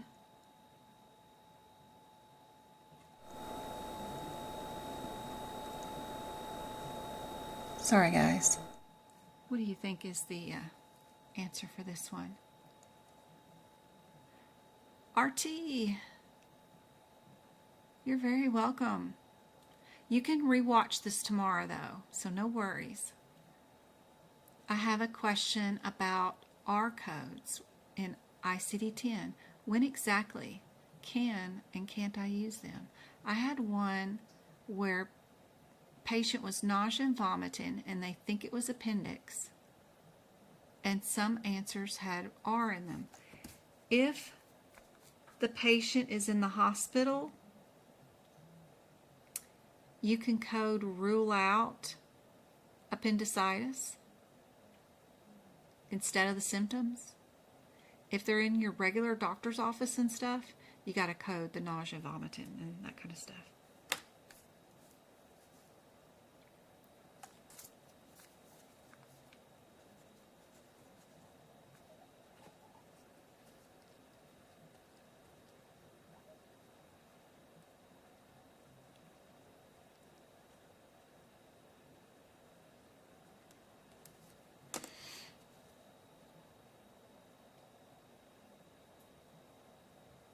Never mind, I hear you too good. Oh no.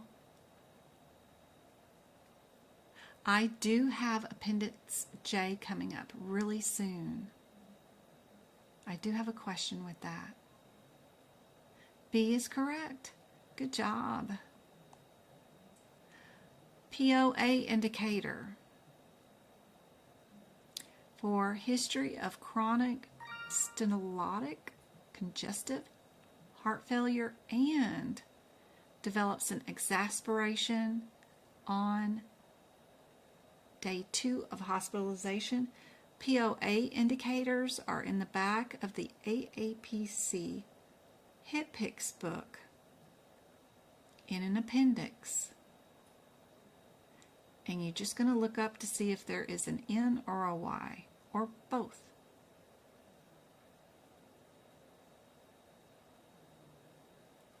Pretty much within an hour or two they've been finding out. Some people wait 4 days. It just depends. I think some exams get stopped and audited because they got to manually audit at least a certain percentage, 5% of them, to verify everything went well and that the proctors that are giving the exams are doing things appropriately, which might withhold your exam for 4 days. Not that your results are pending because of something you did. You just might have been one of the lucky 5% that your particular exam is being audited because they have to do 5% of them. But most likely within an hour or two. If you get the email that says you can schedule your next attempt, you know you didn't pass.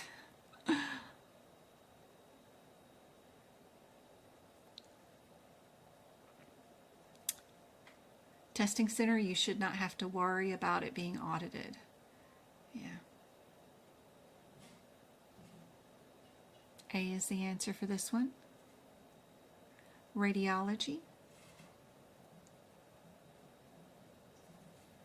Looking at my codes, B and C are most alike. I would run to these two codes first, see what my differences are, and then look for the difference in the question.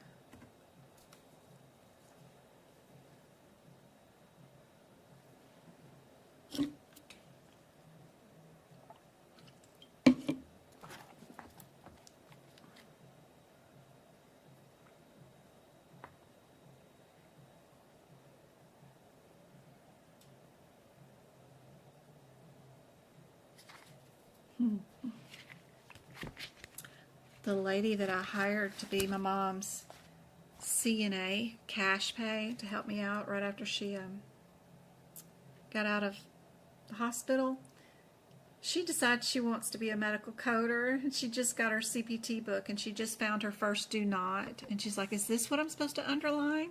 So I'm sitting here giggling. And it starts. Yep. Yep.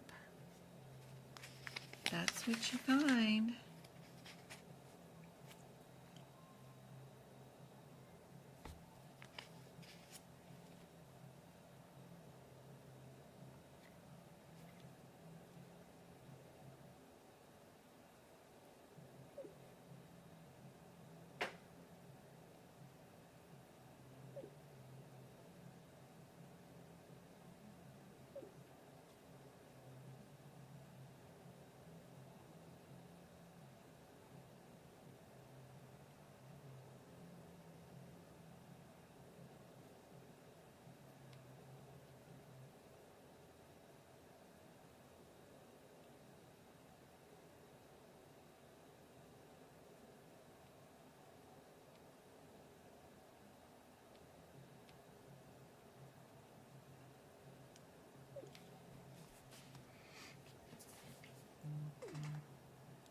Correct.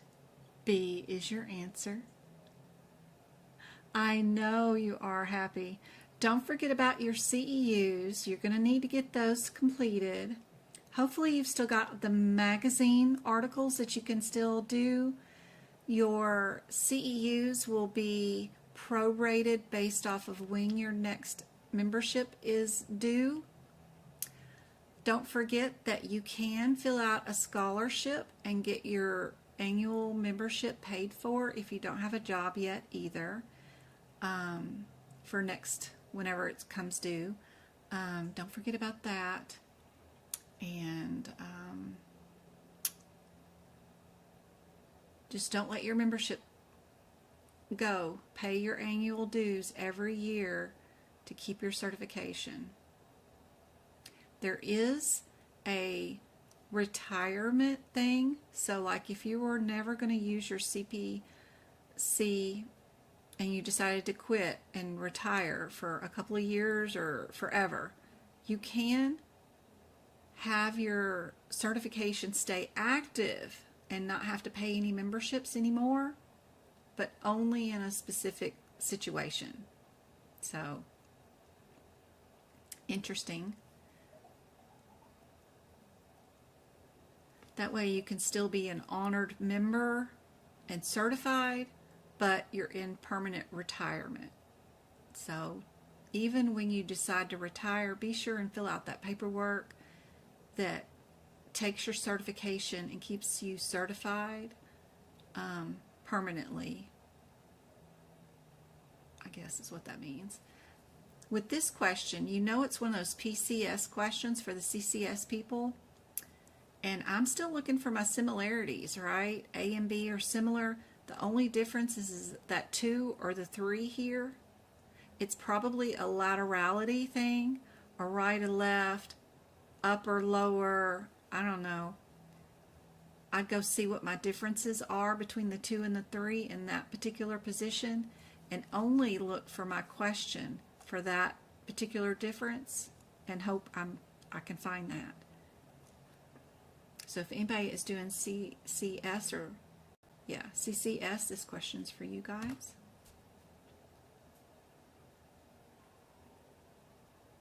Oh, not the right and left, huh? Maybe it's venous or arterial.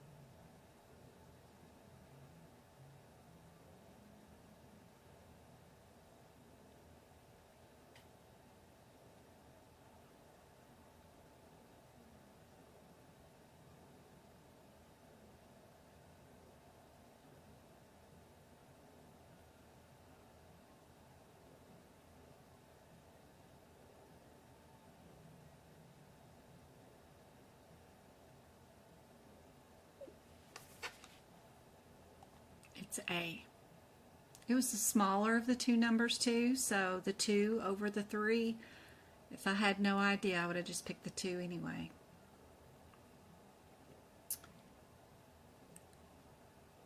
Ah, the 2 represented the vein part, huh? Okay. I thought it was going to be a laterality one. All right. Regarding an independent historian, what age cutoff for pediatric independence? 7 years old, 13 years old, or 18. I know on my 15-year-olds, the pediatrician's already kicking me out every so often on one of the kids, especially if they just want to talk about, things that mom doesn't need to hear about high school and stuff. But is there, and what year is it, regarding independent historian for pediatric independence?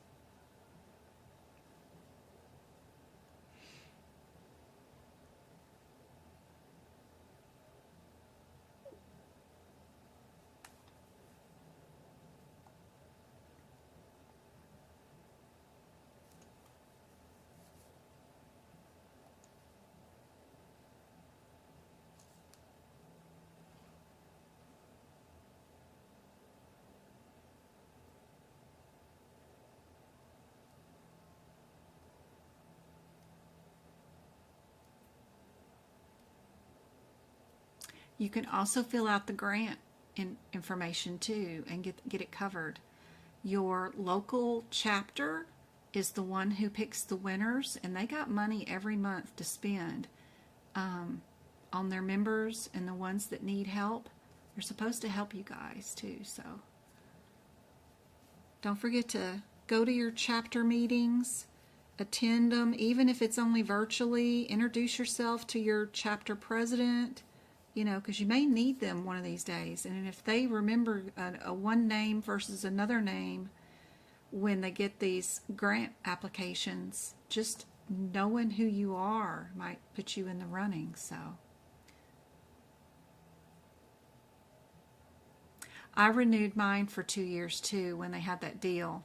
Yep. And then I thought, oh, I should have let my CPC expire so that I can take the exam again. Because it had changed from, I took mine in 2019. It was a long time ago. And here I am trying to tell y'all what's on it now. I wasn't very smart. I should have not done that, but I did do that too. Yeah. They know how to catch you with these emails, get you to spend money. You reached out to your local chapter and they referred me back to AAPC.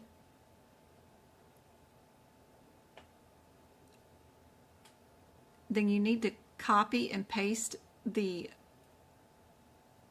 AAPC literature that says contact your and when I'm saying introduce yourself to your chapter people, don't ask them for the grant, because you fill that out online through AAPC's website. Yes, you need to introduce yourself to your chapter president and all those people and attend the meetings, because they're the ones who get those grant applications and pick the winner. That's what I mean. So, yes, fill out the grant form on the AAPC website, but you need to be the squeaky wheel and attend your monthly meetings at your chapter, because they're the ones who pick the winners.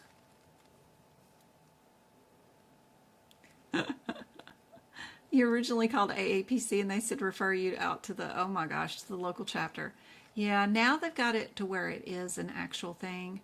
There is no cutoff. There is no age cutoff for pediatric independence or historian.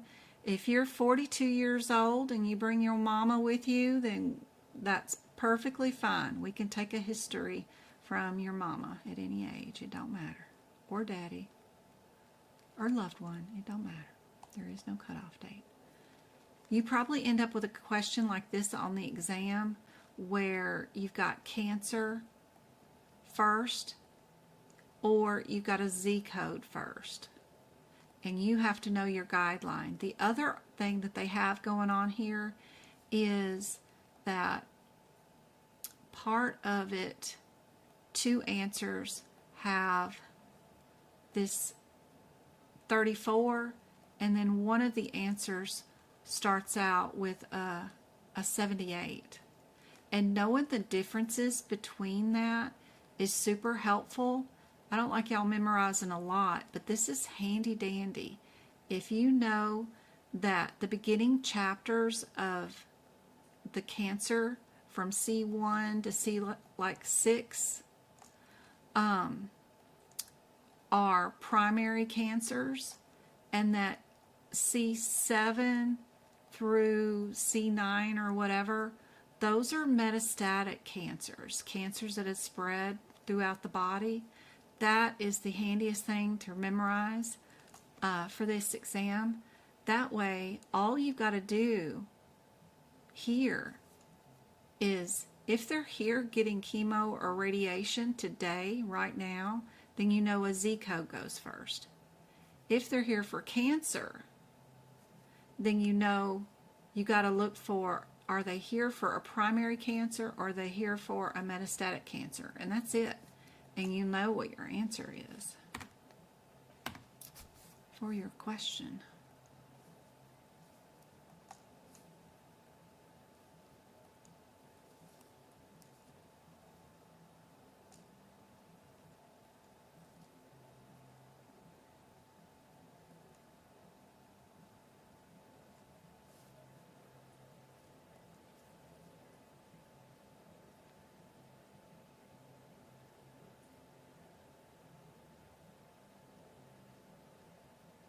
That's awesome.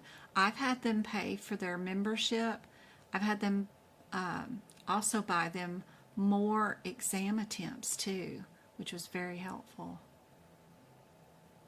You got the 2 years for $350. I did too. Yep, I did that.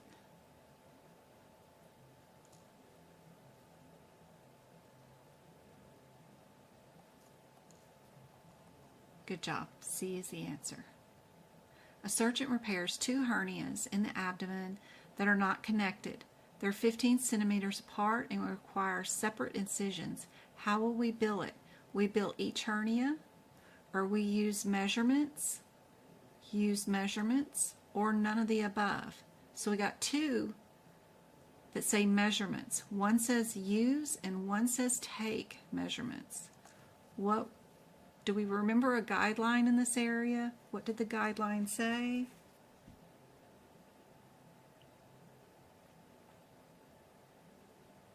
Gavin Newsom is texting me. Good Lord. World, I ain't talking to no politicians right now. I'm mad at y'all. Gonna get rid of our ticky talk. So silly. So silly. But we cannot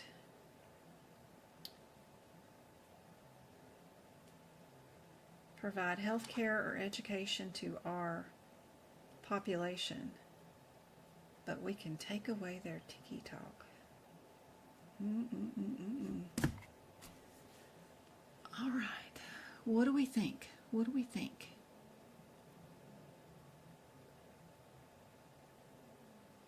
Do we add stuff together, or do we do something about the outermost portions and bill one code? Yep. C is correct. Good job. 7, 9, 10, or 12. This is where that appendix J comes in handy. Do you know where appendix J is? Do you know where to find it? Do you know that that can help you answer this question? I think it's J. Is it J? Yeah. Do you know how to use it? There's also a chart near these E and M codes too that is handy dandy in that section also.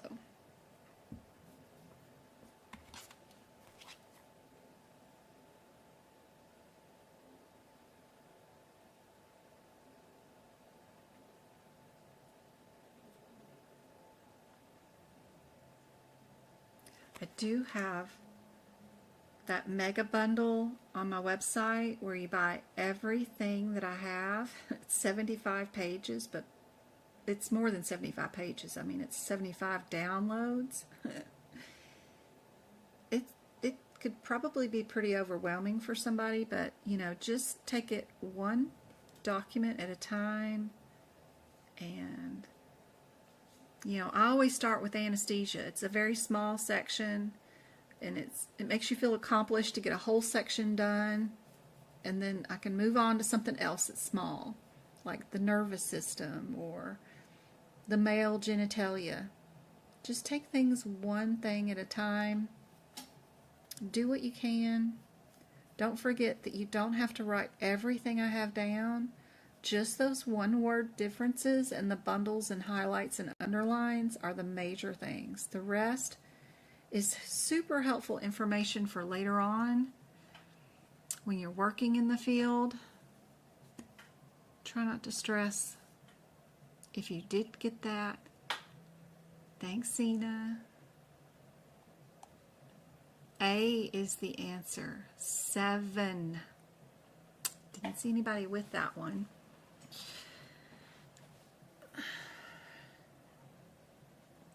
What about this question?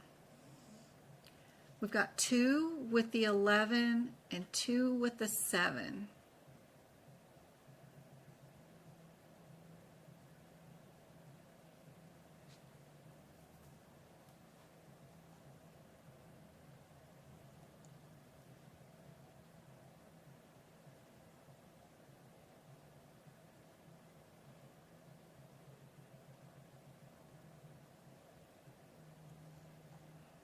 Where are we at? Bilateral upper extremity.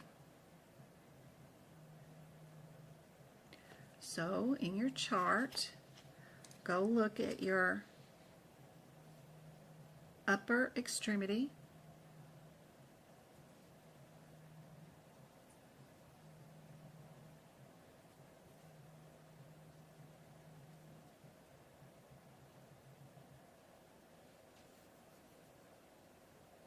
And how many do they have listed?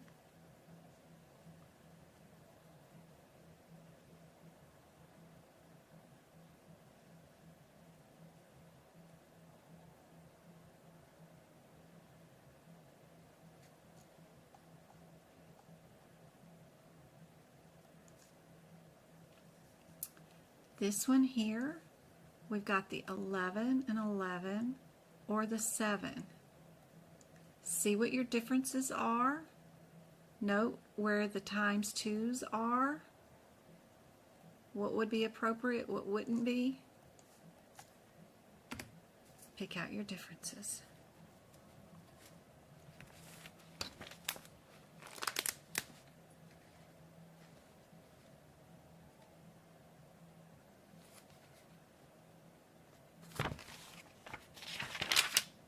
See if I can't get my camera working.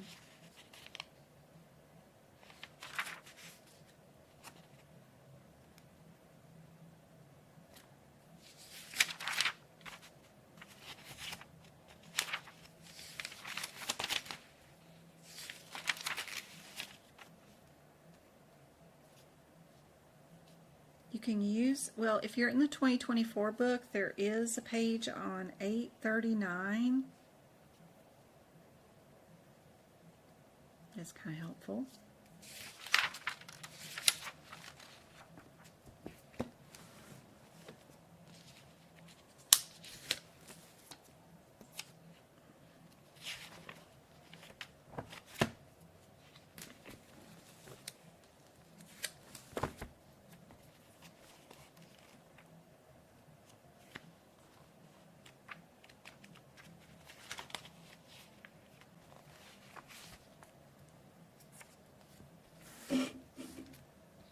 So Appendix J, where's my camera?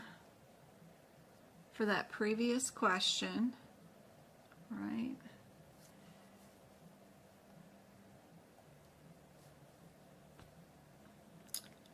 Did y'all go to this chart on Appendix J?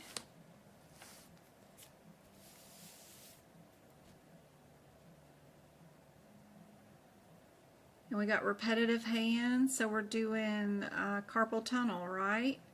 It says carpal tunnel. What's the number? Right there. Mr. 7.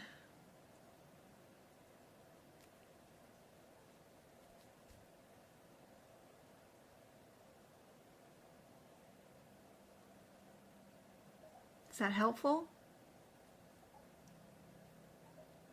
Okay.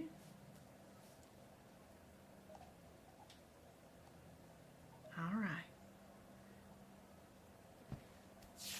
A few pages back, if we go to our 9, 5, 9, 11,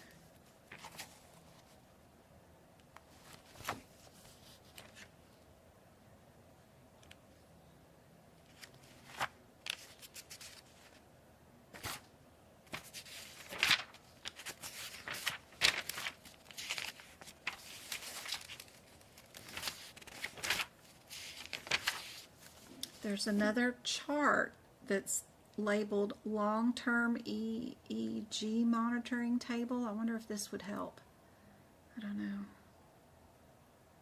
That's EEG. Where's our EMG? EMG.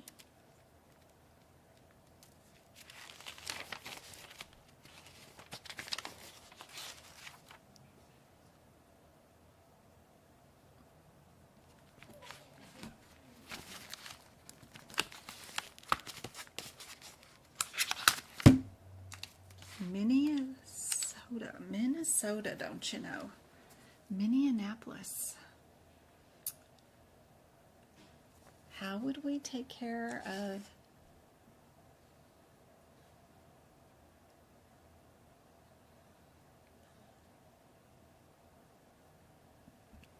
we wouldn't do the ×2 in the front, right? So you're going to get rid of that one. What's our difference between our 7 and our 11?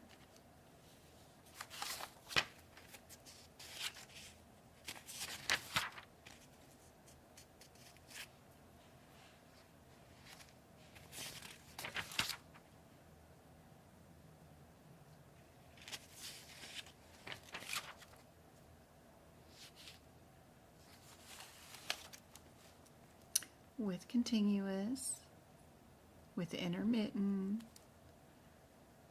there's all kinds, with video, without, just those tiny little differences.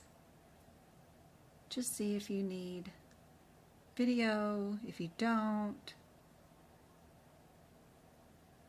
if you did. Don't have a lot of info here.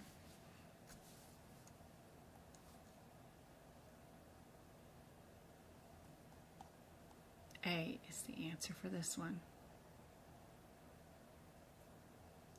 And the best thing to do is just take this, write this example right there underneath those codes, and describe that you did an NCS,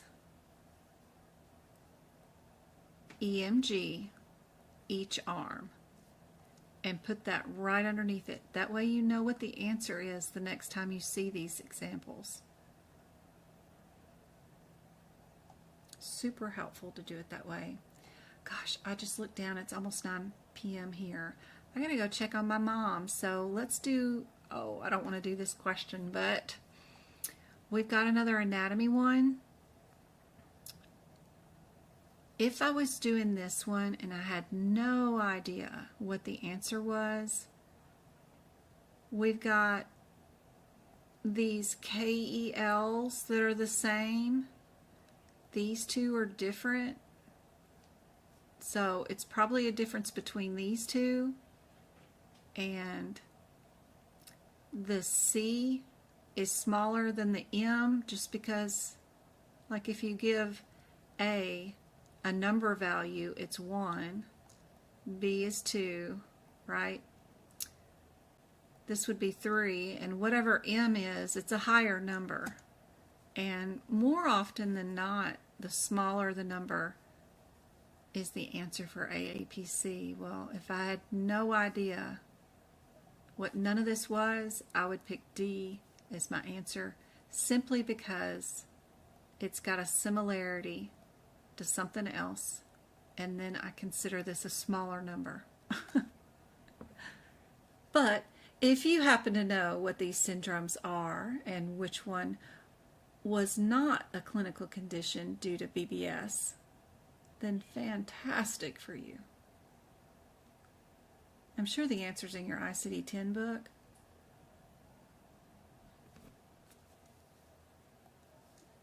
But just looking at this and playing around with it for similarities and stuff, that's how I would have come up with this. We've got our diagnose spelled out for you. Never heard of this being on the exam. We do have some ICD-10 codes that are syndromes that are not listed as a description as the descriptor for that diagnosis code, but it is listed as in addition to in the original first 3 digits.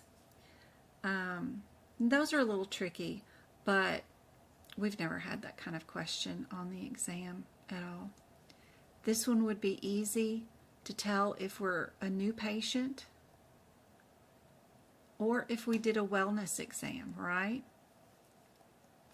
Just by knowing your headers to all your E&M codes. If you don't know the headers in your head and you don't have those memorized, those flashcards on my website are super handy dandy. They're completely free. Do all 3 of the flashcard sets. See how many you can get right without looking at your CPT book. And then when you finish all 3, leave the group and come back in if you want to redo the flashcards. Doing that for all the E&M codes will help you out, because I know right now A and B is wellness and C and D are new patient.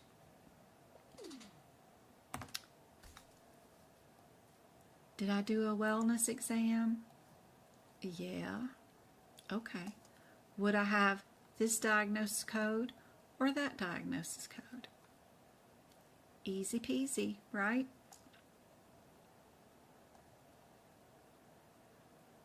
Anyway, I hope this has been super helpful. I will be back on TikTok tomorrow night. We'll do 2 hours starting at 6:30, and I hope to see you guys there. And then we'll be back here on Thursday to do 2 more hours, and we will do the questions that I did not get a chance to, the chemotherapy and the cabbages. We'll do chemo and cabbages on Thursday back here on YouTube, or tomorrow. If I can find those questions before tomorrow's TikTok video, we'll do them there. I hope this has been helpful. I hope it made a difference. Thank you guys for all the YouTube memberships and the website memberships too. I hope I can spend more time at home with you guys starting in June.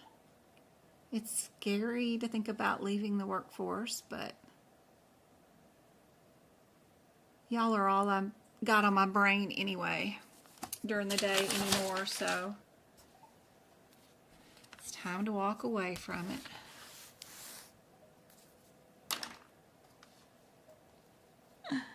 Do I need a TikTok account to be on? Yes. Get you a TikTok account. It's super handy dandy, and we do 2 hours live. And my TikTok, when you sign up and get your TikTok account, all you got to do is go follow me there, which is Medical Coding by Jen. Of course, there too. I was just going to show you on TikTok. The link is here in YouTube, but it's also here on my website underneath the social media thing, or it is here on YouTube. If you here on my YouTube channel where you're at right now, just click right here, because there's 5 more links there, and it'll pop open, and there's the TikTok logo right there. Just click that, and Lord, there's videos there that I've got that that are not even probably on YouTube, So there's 25 videos, and these are all like 1 minute or less videos. Super helpful here too. I don't know why it didn't roll, but man, I got videos here showing you all kinds of stuff to do. Me and the kids, you actually get face to face with me here on TikTok. If you ever wanted to see what I look like, we've got tons of helpful videos, and they're all like 60 seconds. Just super helpful videos. Some of them get 5 minutes long or whatever. I get wordy, but you get to see me on vacation with the boys or with my mom. But also helping out with cardiovascular. I have Back to Basics, E&M, Part 1, Part 2, Part 3, Part 4. Those are all really good videos. Part 3, 4, 5, 6, those are all great videos. How to do the process of elimination. I even have, right here is aapc, the director of their course, telling everybody that their courses are not meant to help you pass the certification exam. That's a 30-second video. You get to hear her say that herself. Lots of cool stuff here. Just a ton of stuff. I was doing one-on-one tutoring with somebody, and they were answering the questions. And I let y'all listen to my tutoring a couple of times. With Miss Edwards, I miss her so much. She's so good. Such a sweet, sweet person. But there is a ton of videos here that can help you guys out with medical coding too that I haven't even transferred over to YouTube. I guess I got to do that within the next 6 months or so. So, and then my little boys, they're telling somebody happy birthday right there. Oh yeah, Mama. This was a director in Hollywood. I know him anyway, but that's his mama. She's passed away now, and the boys were saying happy birthday to her. But anyway, there is a ton of medical coding helpful information here. So helpful. My kitty cat, Mr. Robbie Robbie Roo, singing his song. The authorities have closed the door to the bedroom. I can only assume that they have forgotten about me and have left me here to die. As a last resort, I will stand post for the rest of the night and sing the song of my people in hopes that they rescue me. Bless his heart. The authorities have closed the door to the But most of the stuff is all about medical coding. There's even practice exam questions. Without me talking at all, you don't even have to listen to me.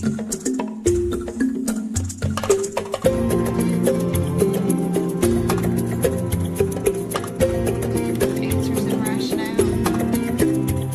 But you can learn from on TikTok. Lots of teachers are on TikTok. Even aapc's on here, CCO, all of them are.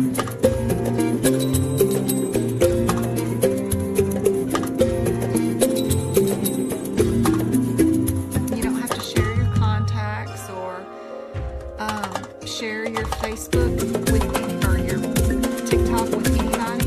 You can block it all in settings so that TikTok doesn't have access to anything, to share your location or anything if you want to, if you're worried about all that. But I don't care. Y'all can come over here and we can study here. If anybody's in the Arizona area, in the middle of nowhere, y'all can come out here. Ah, my cats. But yeah, super cool. I will be live on TikTok tomorrow night. I hope to see you there. 6:30. We'll do 2 more hours of practice exam questions. And I'll be back here on Thursday night. I hope this was helpful, guys. And don't forget, I may follow you here on TikTok. So if I can and your account is open, I do like seeing you guys' TikToks too. But hopefully that is helpful. I love this this new tiki talk that I did about the what I do to medical coding schools. That was funny. Yeah. Again, we're here. Toss them. Very quick, very effective. Yeah. This is the greatest thing that I have ever seen. Out of everything that's on the internet, This is too funny. this is the best thing that has ever existed.